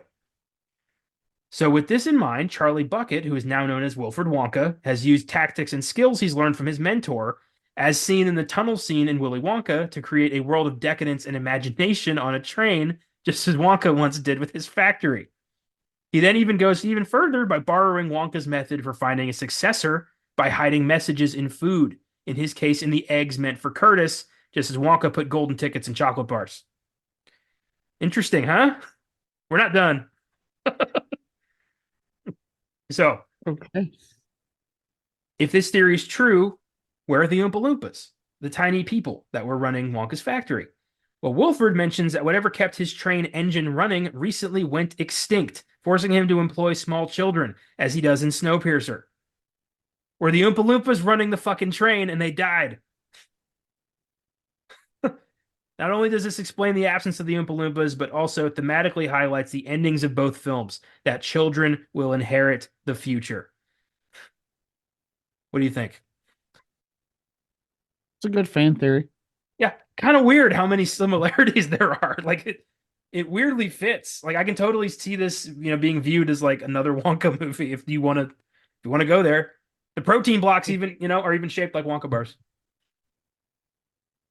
I mean, at the end of the day, those are two different properties, but it's a good fan theory. They did a good job. Just so odd and well thought out. And yeah, I love that. And yeah, that's the reason we decided to throw this like so close to our Wonka marathon we did. I mean, I was just happy to watch Snowpiercer again, but it is like, I mean, it's one of those cases where like it's a good fan theory because they find a way to make everything make sense. Because there's plenty of fan theory, like I don't really go down the fan theory route all that much because I'm like, at the end of the day, it's a fan theory. I really don't care. Um, but if you can do a good job of making it all like connect and make sense, I'm pretty impressed. For me, the big one is like when he says that what made his engine run recently went extinct, so he's had to use children. It's like, well, what was running your train? Like, Oompa Loompas. That's what I'm buying this. Like, I'm in. Yeah, that's because you're a simp for fan theories, at least. Yeah, I fucking love fan theories. I think they're brilliant. I love anything that adds another layer of excitement to something I like. It's a fun thing to theorize about for sure. Uh, with that, let's talk about the I film. will real quick. I Yeah. will say, how the hell do you get the fucking kid in there if that thing's constantly moving? Well, I mean, they did. Like, remember? That's what I'm saying. You remember Curtis had to put his damn hand in there just to get the kid out. Was there another door somewhere that got you under there? Probably. Yeah, Wolford didn't, I think once Wolford realized, oh, he's not going to play ball, he didn't tell him the little details. But yeah, I'm sure that the method to getting a kid down there is not throw your arm down there and freeze up the gears. I feel like it is. Uh, so let's talk about some favorite moments from the film. We got best scene, best performance, best music moment, and best line. Where would you like to start? Let's go with best performance. Okay. Who, in your opinion, wins the movie? I actually gotta give this one to Chris Evans out of all of them. Okay. I really do think like if you take into account this is like at the peak, at the absolute peak of his Captain America tenure. When it was like that's all you really saw him as was like this, quote unquote Boy Scout that, saved the day, yippity doo dah, right? In Captain America. Not that the sequels obviously had some different layers to it that he explored, but to really see someone, the type of character he plays in this movie to me, of this quiet resilience and this guy who doesn't want to be a leader this time, but it kind of gets thrust upon him. And then we get there's a big reveal at the end as to why he was friends with that one guy. So he's not even that really that great of a guy, but he's determined to get to the front of this damn train. I think what Chris Evans is doing in this is fucking amazing, and it's all in the subtleties of his performance. I really fucking like him in this movie. I agree. He's really going outside of his box here, and he didn't have to. This was between the Avengers and Winter Soldier, so he was good. Like he had work. He didn't need to do something like this. He wanted to do this to expand his, his range and also to work with Bong Joon Ho. And yeah, he is a fantastic, you know, anti-hero, really. He's got a dark, dark past, and he's trying to kind of make up for that by, you know, changing the lives of all these people. And yeah, I thought he was fantastic, but I gotta give it to Tilda Swinton. She's really good in this. She was my second choice. What a despicable bitch. Just, you know, the the perfect representative of the, the 1% just spitting on the poor. It's that concept personified. And it's just she does such a great job. The way she like, the way she holds her teeth, the glasses, the way she kind of like looks at everybody with this like bleh, kind of, eye vomit. It's so great. And then when they take control of her and she immediately goes to like, oh no, I don't give a shit about Wilford. Kill him and keep me alive. Huh? How about that? Like she's complete. She doesn't believe in anything. All of her everything she says is bullshit. She's just a self-serving, you know, in the moment, frivolously loyal person. Like it's all. And as soon as she tries it, as soon as she gets an opportunity to get her hands on a gun, she grabs one and they just kill her. It's so Dude. great. She's like, it wasn't me. Like, what the fuck are you doing? Like, you're such a snake. Oh yeah. And again, that's I think why I have to also go to Chris Evans and for myself because you have like two scenes in particular where like if he was Captain America, like when the bridge tunnel fight scene, he has that moment where he can either save his buddy or Yeah. get Tilda Swinton. Let's be honest, if it was his Captain America fighter, he would have saved his buddy. Let the bad guy go. We'll get that bad guy another day. This movie, he goes, I have to continue the mission. He doesn't, and you can see in his face, he doesn't want to, but he does it because he's like, I got to keep going forward. I got to get her, which causes his friend to get fucking killed. And then in this scene, you're talking about when she has that moment of like, oh, that wasn't even, I didn't mean to start all that. And he just fucking shoots her right in the mouth, actually, without hesitation. Just fucking grabs that gun, walks up to her, and executes her. And I'm like, okay, goddamn, Chris Evans, here we go. Yeah. Her whole like, be a shoe speech where she just believed Oh, this guy who tried to save his kid. Like, God, know your place. God damn. Yeah, way to yeah, go. no. Turtle Swim's great in this, and like, oh, I loved when he made her eat the fucking damn protein bar when she tried to get some sushi. You eat this. And her just like the way she slowly puts it in her mouth, like she knows what this is. Like, ironically, Tilda Swinton was the only cast member who actually did enjoy eating those. It was like a mixture of like gelatin and like some protein thing. It was she thought it was pretty good. It was like a maple protein jello bar. Huh? Okay. Yeah. Um. Yeah. No. I do like, and he asked her, what this is made of, and she immediately goes, "Yeah, yes." When I first saw this, I was worried it was people. Like that's what I thought it was. But I mean, it's not like roaches are any better. But I was like, roaches are not better, but yeah, no. Tilda Swinton is pulling. She's always like solid anything you put her in. yeah, But she is phenomenal in this movie. I did like she plays such a despicable fucking bitch in this movie, but it's like Tilda Swinton, so you can't look away. yeah, they were the only two I really considered. I think I love John Hurt's performance in this, but I do think it's a little. He's not in it enough to really be considered. Same with Ed Harris. Like they have their Well, I'll say, moments, but they're not like throughout. yeah, I had those two. Ed Harris, he's only in the end, but he chews that scenery up when he pops up. You can Yeah, tell he's enjoying his like his role. Um, Wilford I Wonka. did I did actually put Song Kang Ho on it too. I thought he was actually really good because of his intro as like you think he's just this chrono addict that is kind of useless minus getting through the doors.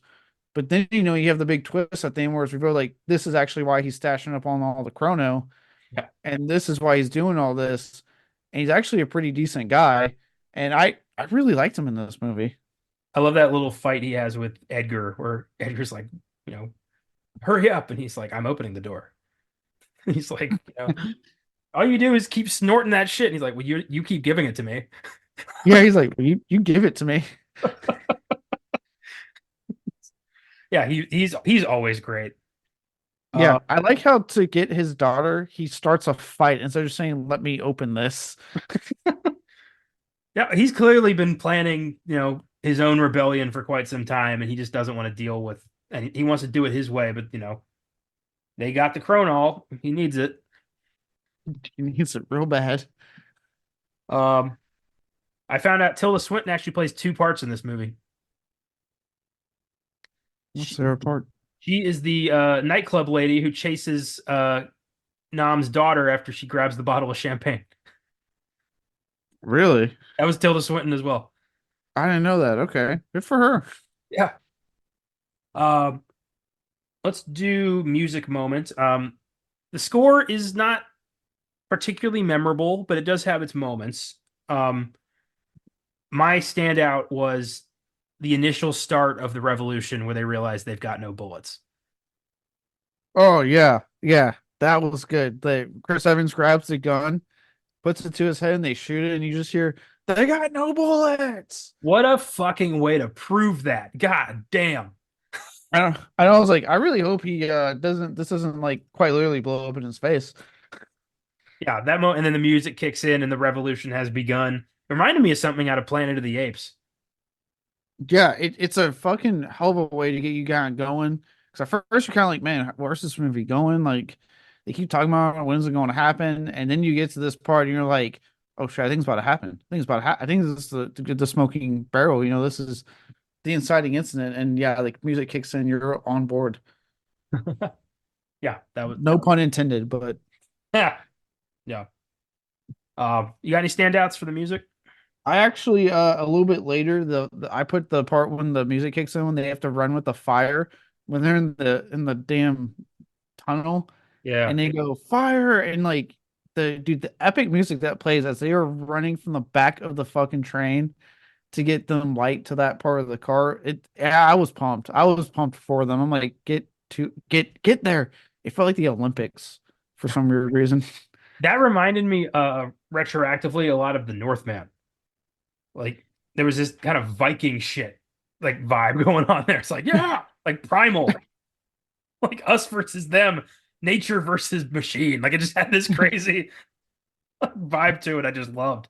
Oh yeah, yeah. It just like there was like primal instinct me being like, get them the fire so they can kick their ass. Let's go. Fire bad, motherfucker.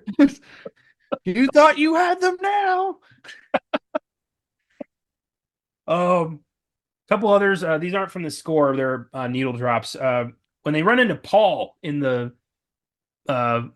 protein block factory car, and "Strange Brew" by Cream is playing. I was like, that's such a perfect song for this like weirdo who's been mixing cockroach bars for 20 years. Like Jesus. Yeah, just yeah. That was a good neo trap. I did like the classical music that played when they got into like the aquarium and we're eating sushi and we had like this little bit usage of classical music. Kind of signifying we're getting into the nicer ends of the cars.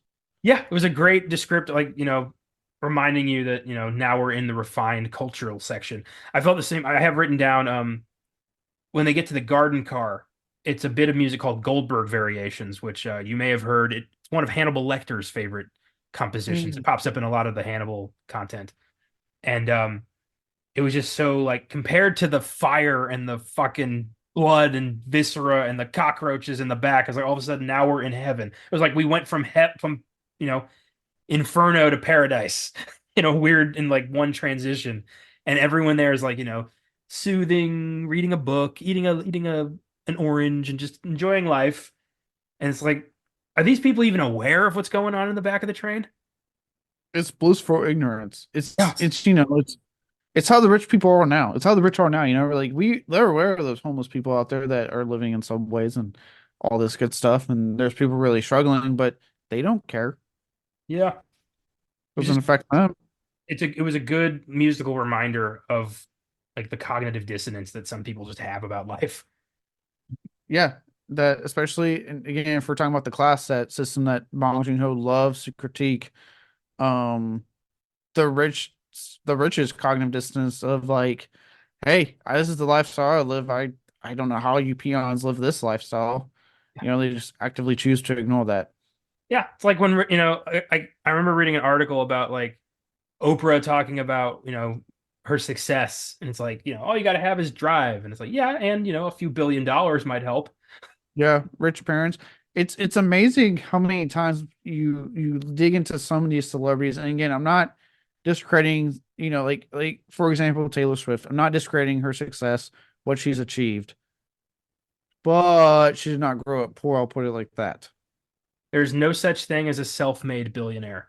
You got to if you're going to be that rich, that wealthy, you have stepped on a lot of people. So just own Yep. it. Just acknowledge that you're a piece of shit, and I might hate you less. Yeah. Again, I'm not discrediting the success they have now, but I'm also not saying that they didn't get there. Either their means weren't already there, or they didn't step on some people. And if there a few I'm sure did get that big the right way. Yeah, I think, but it's very few. Not every person's Dolly Parton. Now there's only a few angels on Earth, and we can't all be Dolly. Cannot all be Dolly. We should all strive to be Dolly, but we'll never get there. Oh, we'll never get there. It's to the point that like when people are like, she's fake. I'm like, don't you dare say a bad word about that woman. I was like, I could care less. She's a saint. The tits may be fake, but they are protecting a very real and generous heart. Exactly. And she'll be the first to tell you that her body's fake. She has no qualms telling people that. So even she's self-aware enough to say that. You got any other music moments you want to shout? Should we move on? We should move on. No, the only reason I even thought the Dolly thing was because, everyone's comments about her wearing the damn, what was it? The Dallas Cowboys cheerleaders I don't even outfit. I don't even remember. I didn't care. Yeah, a bunch of incel guys were like, "How dare a 70-something-year-old woman wear that kind of outfit?" I'm like, if you have that kind of body, fake or not, and look like that at her age, who gives a shit? Huh. Let's move on to Line. Um, I was gonna say line next because yeah, I don't got much on music. yeah. There's a lot of great lines in this movie. I'd like to start with Mason's second speech after the confrontation in the tunnel, and she decides to address the poor, the tail section people. She says, "Happy Yekaterina Bridge, you filthy ingrates! You people who, if not for the benevolent Wilford, would have frozen solid 18 years ago today. You people who suck on the generous titty of Wilford ever since for food and shelter, and now, in front of our hallowed water supply section, no less, you repay his kindness with violent hooliganism. You scum! Precisely 74% of you shall die." Like, fuck. What a like open revolt happening. She's like, "How dare you not be grateful for all the cockroaches we've let you eat? Yeah, for keeping you on the bare minimum to survive. For taking your children out of your arms." Like, Yeah, for which clearly never giving you showers or proper beds or God knows what kind of bathrooms they were using back there. for freezing your arm off if you dare try to raise a hand against us. Like, why aren't you more grateful? Jesus Christ. Yeah, how dare you? Ugh. Are we not merciful? Nice. Very Thank nice. you. I love this you've sucked on the generous titty of Wilford. I love that line. That I just like imagine just like if he was, it would have been extra funny if he was like sitting there, no shirt, just tits out, Ed and she, Harris. that, yeah, I pictured a fully grown Chris Evans nursing on Ed Harris. And I gotta say, I wish that would leave my head, but it ain't going away anytime soon.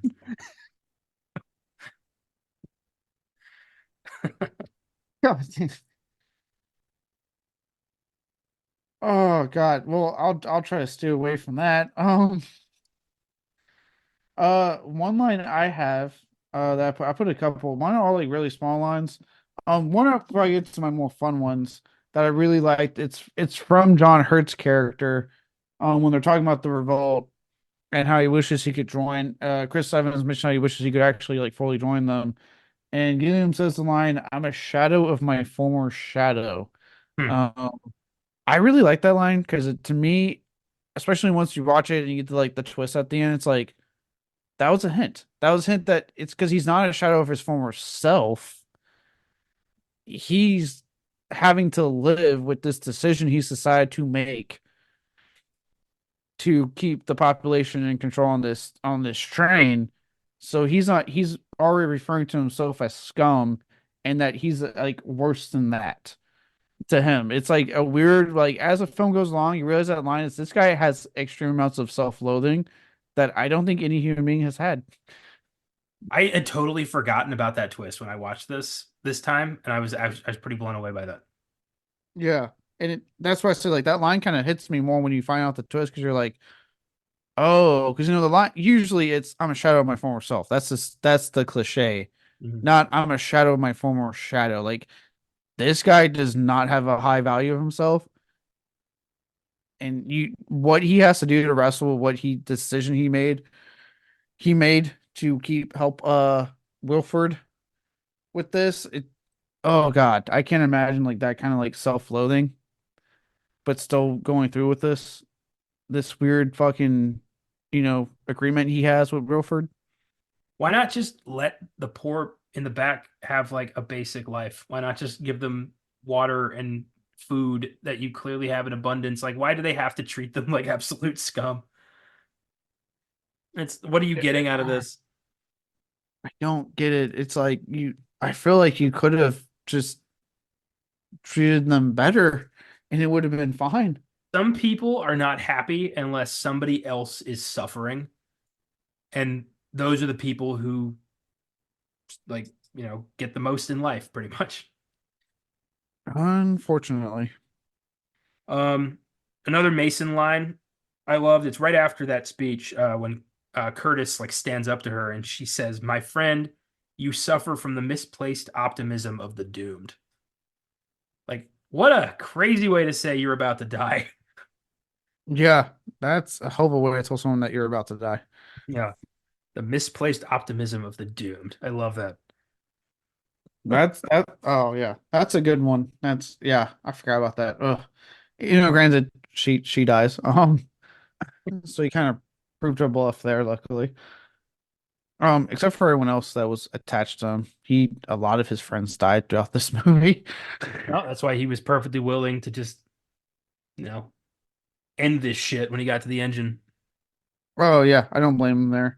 Um, One, it's not a big deep metaphor. Before I do have two Chris Evans lines I like to say, but I'll say those because they're more towards the end of the film. But one line he does say I really liked was when after they get her after the bridge tunnel, they get Mason, they have her like they're questioning her, interrogating her, and she says a line that pisses off Chris Evans, and Curtis just pulls his knife out, runs at her and holds a knife and goes, "You can fucking die, is what you can do."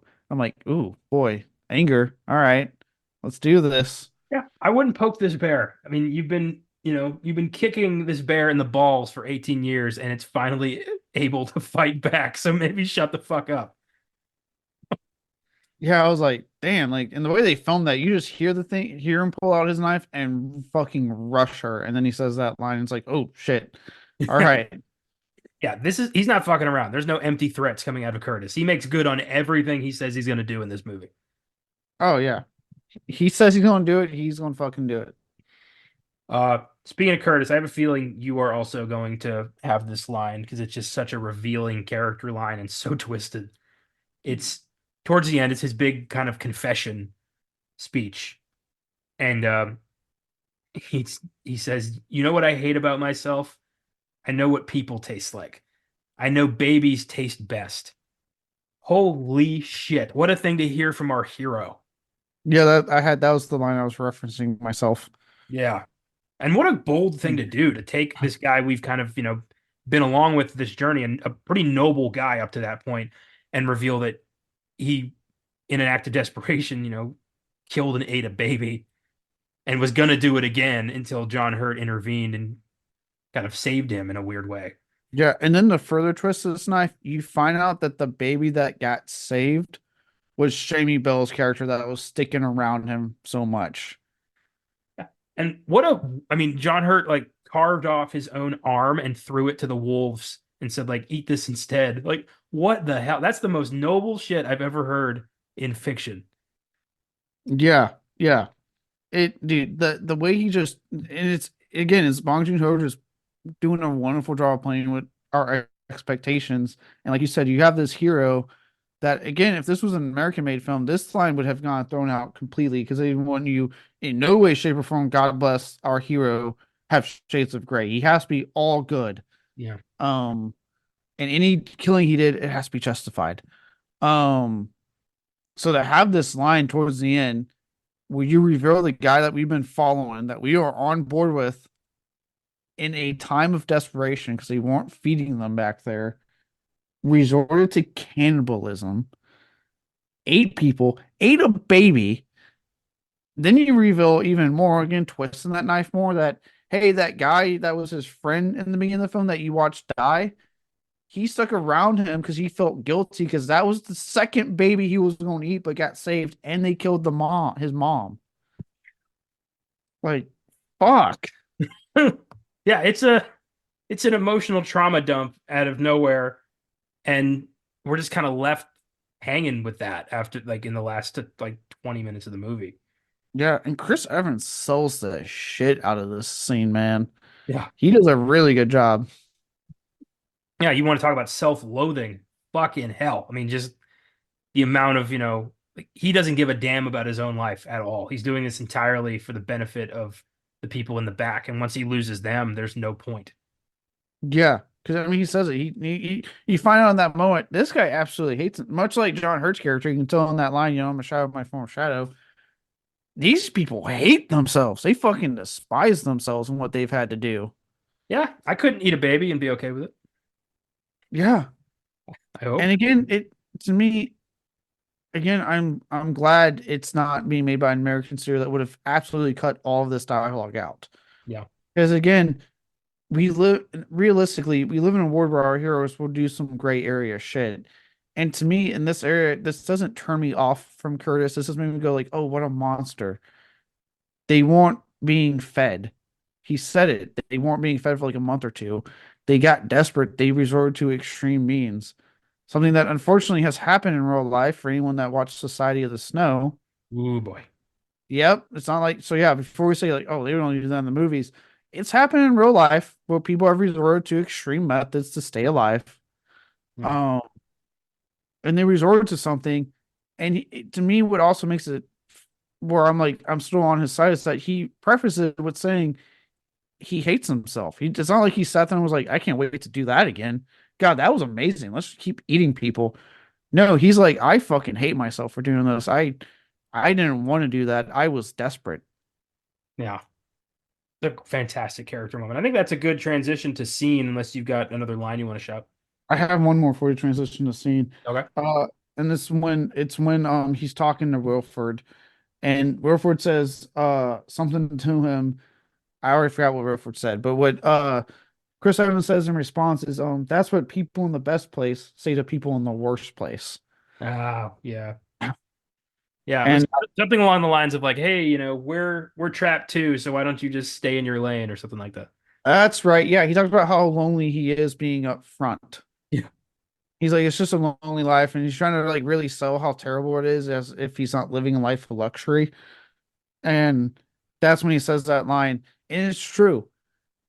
I think that line resonated with me because of like dumbass things we've heard celebrities say in real life. Like, I'm thinking like Kim Kardashian about telling women to get off their ass and work. Like, wow, it's amazing what assholes with privilege that are in the best possible place you can be will say to people, the everyday person that is struggling and just trying to get by.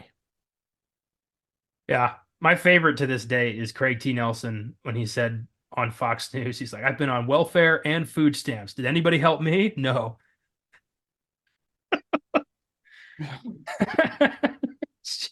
Christ. Uh, but yeah, Wilford's just, he's living in this, beautiful. He's grilling a steak as he's saying this, by the way. He's grilling a steak in front of a man who's been eating crushed up cockroaches for 20 years. Yeah. We've all suffered. Yeah. We've all suffered. Just hold on. I need to make sure my steak's at the right temperature. Medium rare, right? It's like, how did Curtis not throttle this guy?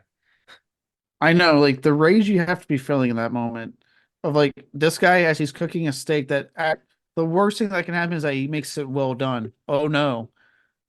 And he's been eating cockroaches in the back. Jesus.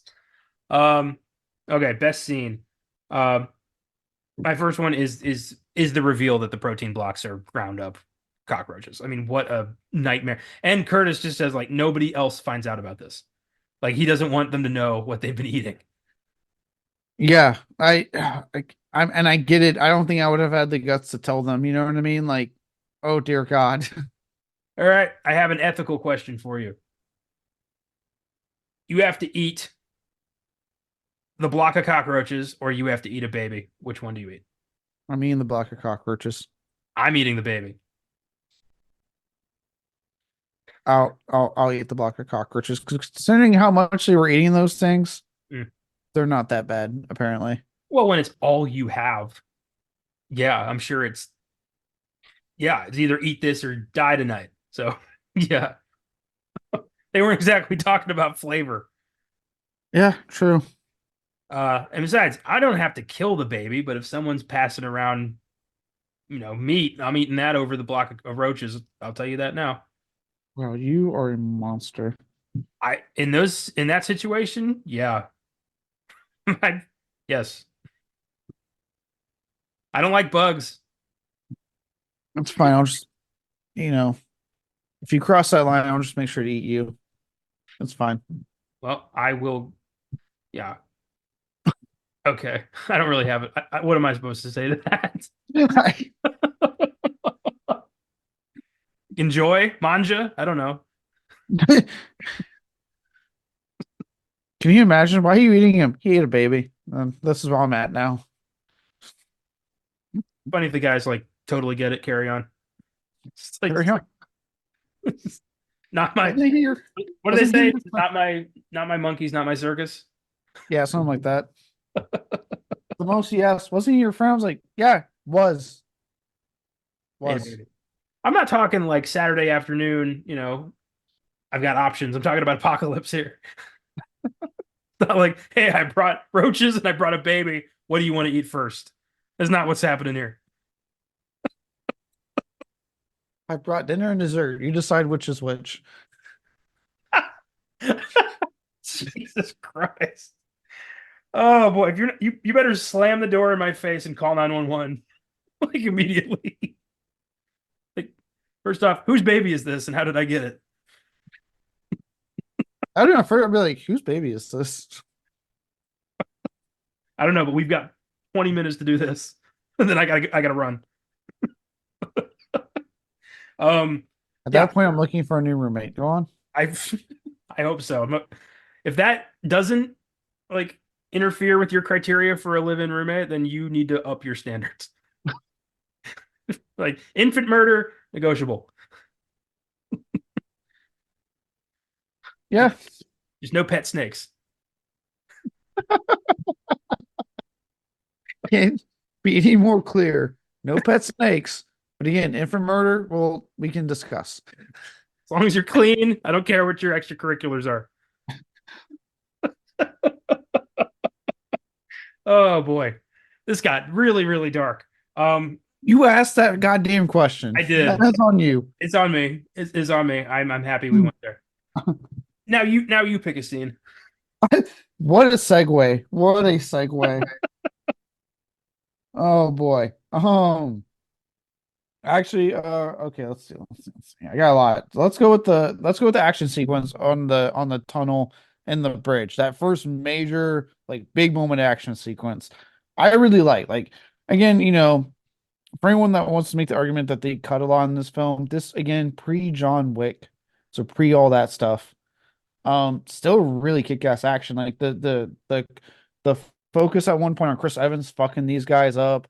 When they have to switch to the night vision, you're watching these guys like for a minute, that horror of like watching the revolt almost get taken down.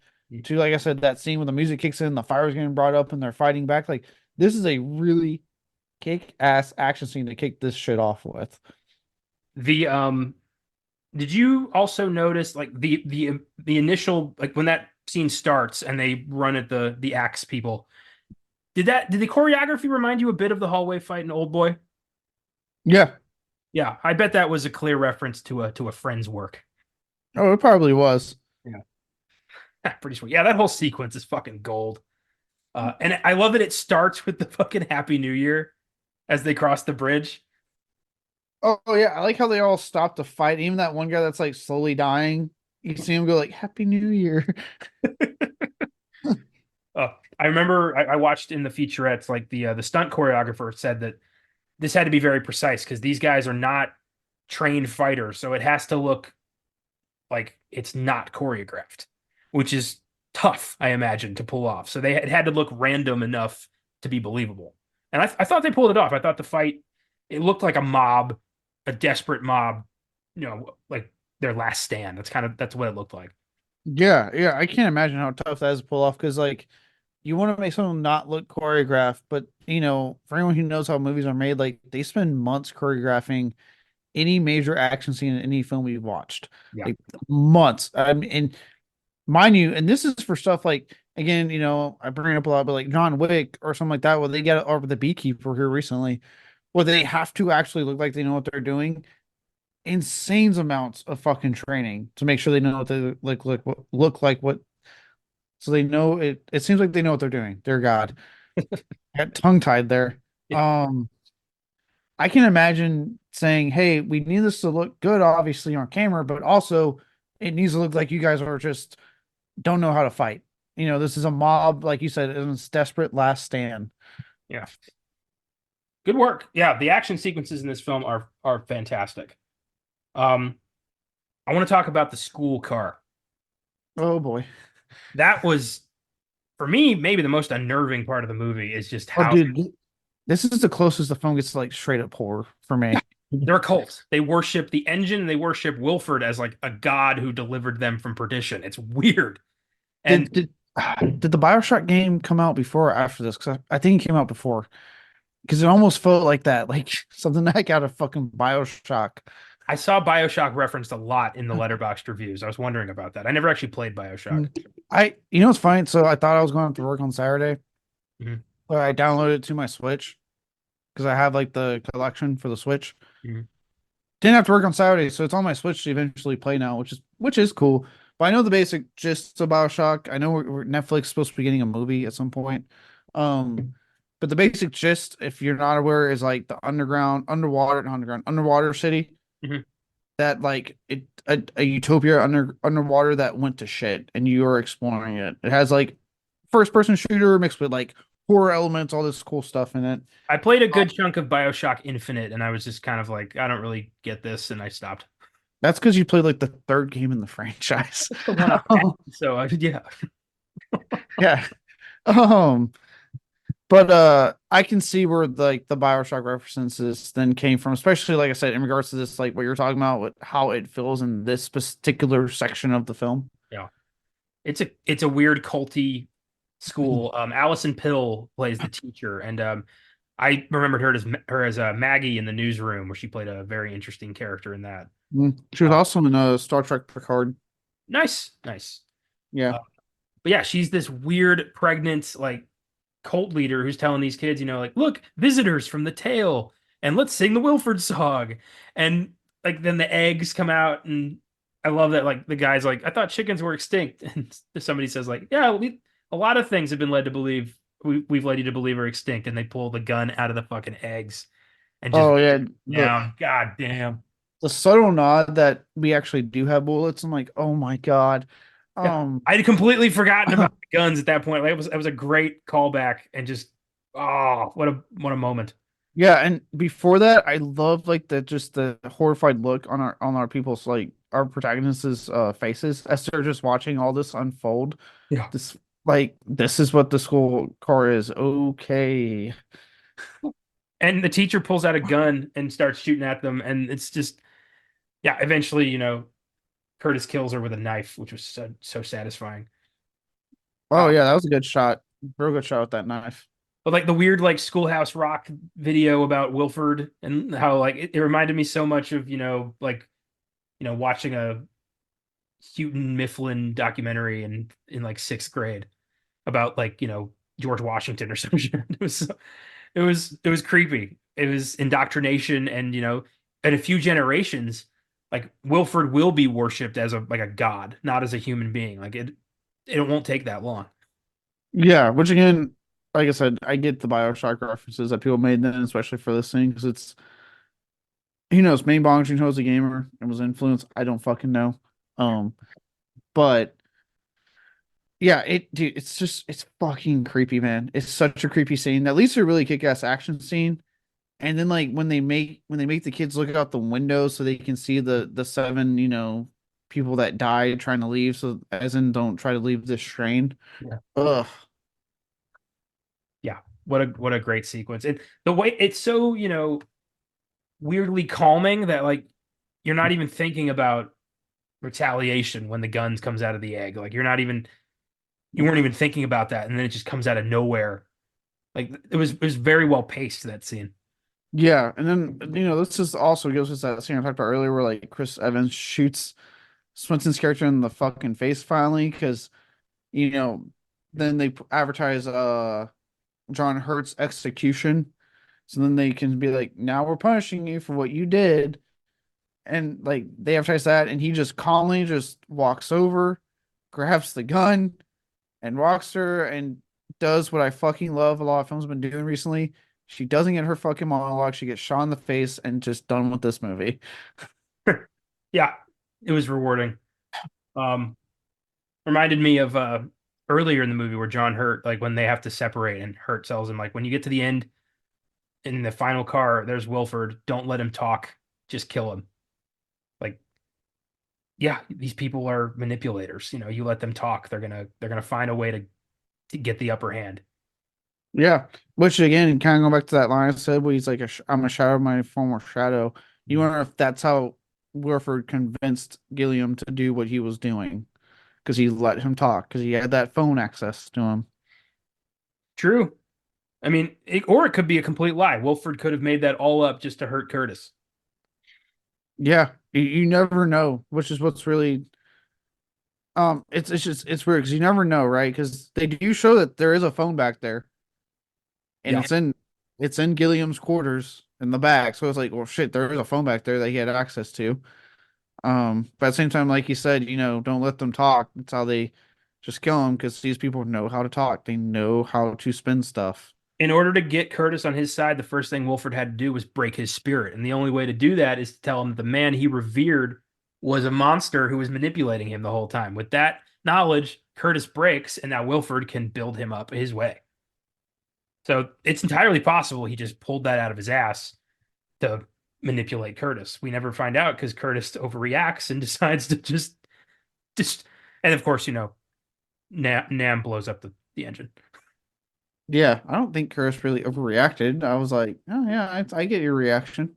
Well, I mean, shoving your whole arm into the thing, but I'm just saying, like, if by Wilford's eyes, he overreacted. Like, he didn't get enough time to start manipulating because Curtis went straight to 100. Yeah, he went straight to 100.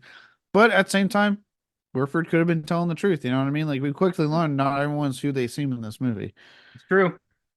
Yeah, It's tough. The movie does a good job making you wonder what is true and what isn't, and can we trust anything? yeah. I mean, the whole everything we learn about Wilford up to the point where we meet him is entirely built on propaganda. The savior who gave us the engine, and we should worship him. We should suckle the titty of Wilford. And then we Right? meet, yeah, then we meet Wilford, and it's Ed Harris in a bathrobe making a steak. Yeah. The guy who got laughed at when he thought this ideal, but then was like, the king of everything because he was saving the few as the earth was dying. Yeah, turns out, when humanity's on its last legs, be the guy with the train. That's good advice. Yeah. Uh, you got any other scenes?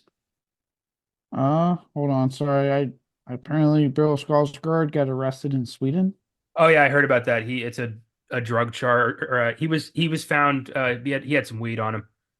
Oh, that's it? Are you serious? He had some weed on him. He got like some community service thing. Yeah, Okay, not a big deal. yeah. Yeah. All the headlines were like Bill Skarsgård arrested on drug charges, and everyone was like, "What?" But no, he had some weed. And they were like, "Come on, man." Yeah, that's it's not a big deal. Yeah, no, he's fine. Another action. Okay, on that note, another action sequence I want to point out. I got really scared. I like Bill Skarsgård and what he's given us in cinema wise. I was like, oh shit. Um, another action scene I want to point out is when the potentially homosexual bodyguard, I'm determined he was, that got mad at his boyfriend dying Oh yeah. in the bridge tunnel sequence. Mhm. Um, decides to like hunt Curtis down, and they have that kick-ass shootout as the train's making the loop Yeah, from the two different cars of who can hit each other first. yeah. That dude was a fucking Terminator. That he just kept coming. Yeah, he didn't stop. The fight scene in the sauna car was my highlight with that guy when he kills Octavia Spencer and fights Nam and Curtis, and you just like how you're like, how the hell is this guy gonna go down?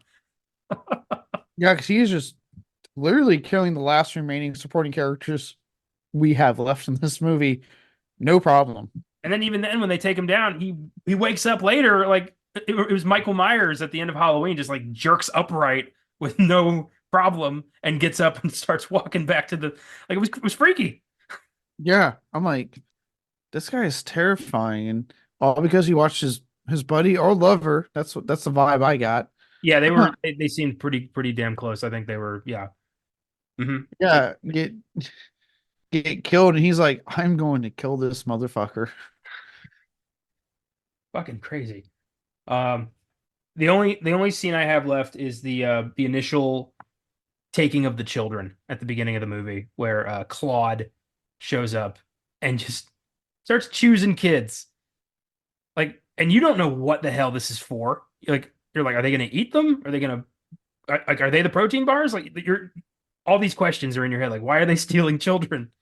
And I love the juxtaposition of her like bright, vibrant yellow clothes and everyone else's just like dirty, nasty clothes, like this, you know, fish out of water thing. I thought it worked. It was a cool image and just had you guessing like what is going on right now. And you just Yeah, know it's bad, but you don't know where these kids went until the end when you find out like they're the ones driving the fucking train. yeah. It. Oh god, yeah. The whole movie, you're like, dude, what are they doing? I remember watching the first time, going, what the hell are they taking the kids for? And then I remember the first time I watched, I got so invested. I was like, I forgot. I remember I was like, then we got to then I was like, oh shit, that's right, the kids. What the fuck? This movie hasn't answered this yet. Then they show you, and I'm like, oh shit. Yeah. Crazy. That was just a great establishment of like, okay, so they're being consistently fucked over by the rich people and there's nothing they can do about it. Yeah. Mm, solid. It's awesome. It um yeah, that was a scene I had written down too. I remember the last scene I would like to point out for my final scene is and again, it's amazing that foreign films can do CGI better than American films that cost $300 million. And on that note, my final scene is the avalanche taking out that goddamn train. Yeah, that was great. I love the image of just like the entire train hurtling into the fucking pit. Like Jesus. Dude, that was so fucking good. And I love when they show you the different like rich fucking people in their cars having to now look at this, go, oh shit, or this time is over. It's like, yeah, it's over. Yep. And you didn't learn the proper life skills to be able to survive in the eternal tundra, so you are going to probably feed this Korean man for quite some time. Yeah. Yeah, honestly, I remember thinking like, you know what? Now's probably the best time to live in this fucking train because it's on fire, it's warm. Yeah, there's plenty of meat lying around, that's for sure. And I'm not just talking about the car that had the chickens just hanging out. Yeah, right. I was like, now's probably the best time to live in it. Yeah. We got an Adam and Eve situation about to happen. Last two humans on Earth. So yeah. That is slightly creepy because one's a full-grown woman and one's a child. Well, she's a teenager and he's a child. So give it Still, time. Give it time, and yeah, that's what's gonna happen, my friend. I hear you're like, now you're just like, oh shit, just give it time. Is what I meant. Yeah, not immediately. He's like 5 in time. Still creepy. They're the last However, people on whichever Earth. way you look So at it, it it's doesn't creepy. happen. I don't know. Maybe some of those rich pricks survived. They're gonna be useless, but I don't know. I do think it's funny that like after all that Curtis did, like he everyone died on that train. Like even the poor people he was fighting for in the back, they are dead now.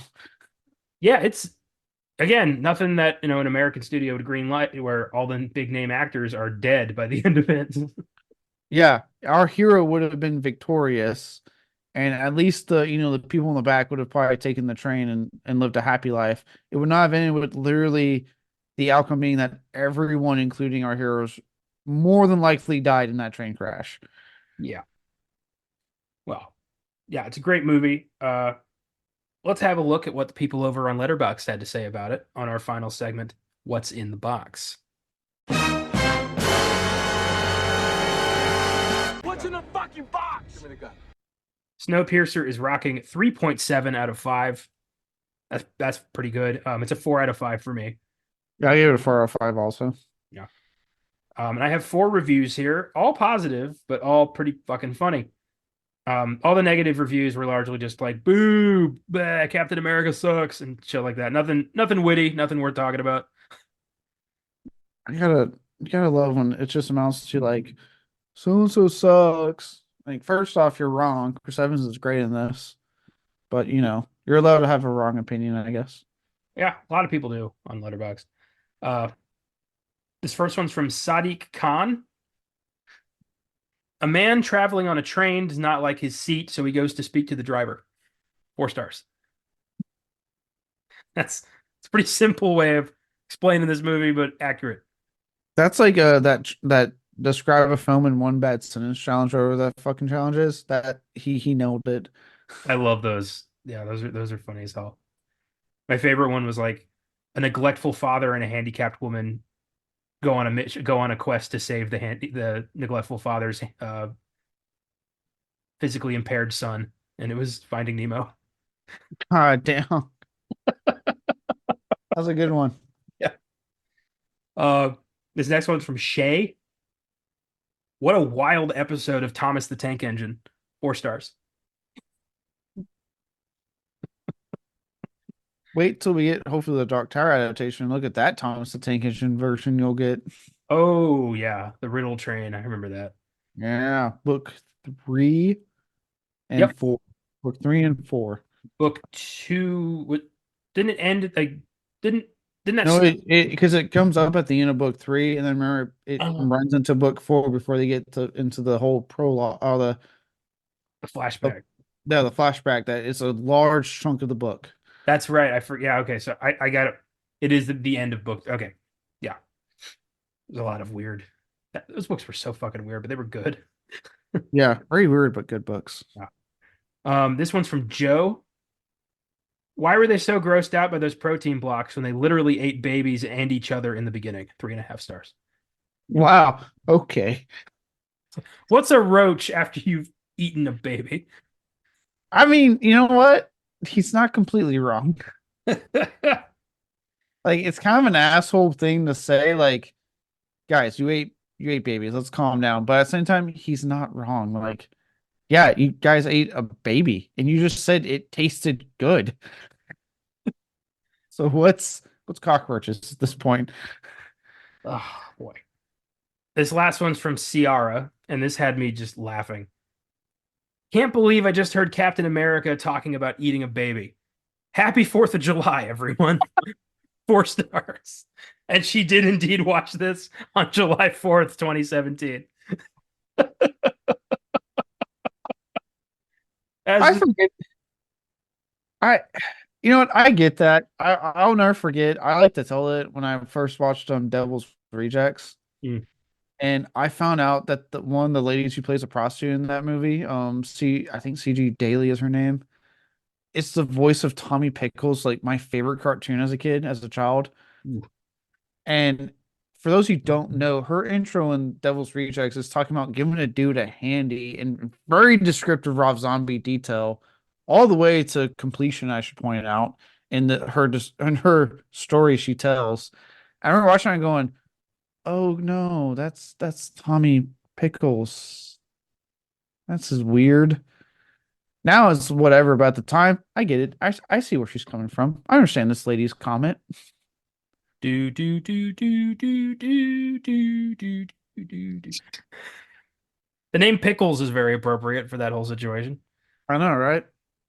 But yeah, no, I'm saying like I get where she's coming from. Like if you identify him as only Captain America, which a lot of people do, and understandably so, he played it for a very long time, and you watch this and you get to the end and he has that whole dialogue about eating people and babies, you're like, Captain America, what the fuck?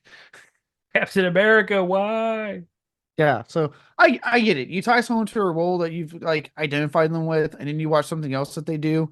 It does take a minute. Sometimes you're like, oh Jesus, The fucking Happy 4th of July is what killed me.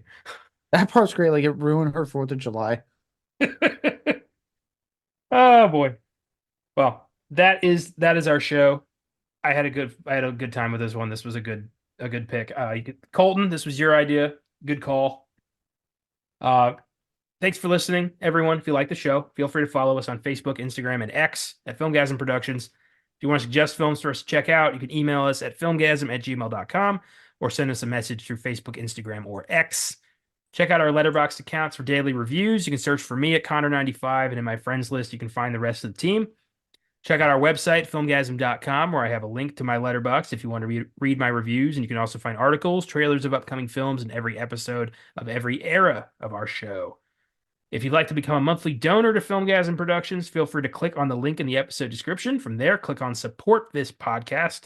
You can choose to donate $1 a month, $5 a month, or $10 a month, and all donations go right back into the show, and we greatly appreciate it.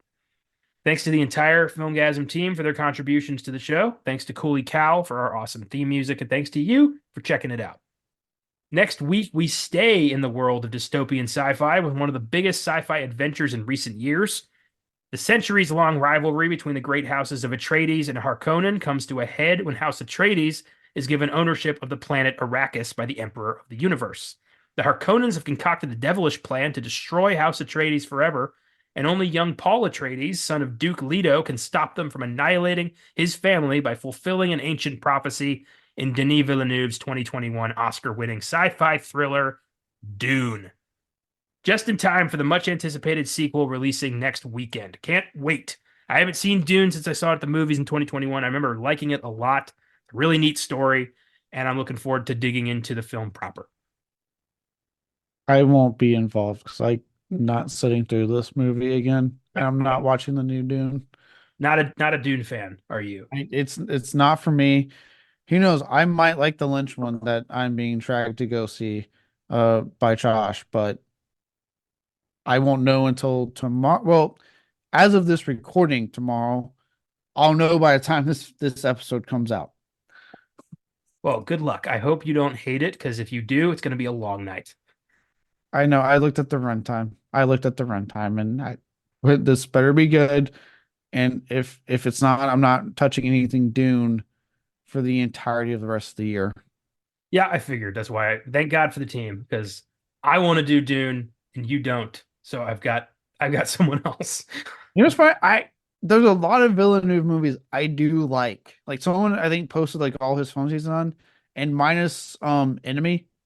It's like the only one I haven't seen. Mhm. Everything else I was like, yep, I like Prisoners, I like Blade Runner 2049, I liked Arrival, Sicario. I was like, everything else I liked. It's just I didn't connect with Dune. It's the only one I didn't connect with. I have also not seen Enemy, but I didn't like Arrival or Blade Runner 2049. Yeah, you're wrong about Blade Runner. You son of a bitch. I don't like Blade Runner at all. Both of them. It's just not my. That's my Dune. Is Blade Runner. It's somebody, dude. So respect my decision. I'm respecting yours. Until next week, think for yourself, question authority, and don't eat any mysterious protein blocks. Take it easy. Keep watching movies, and we'll see you next time.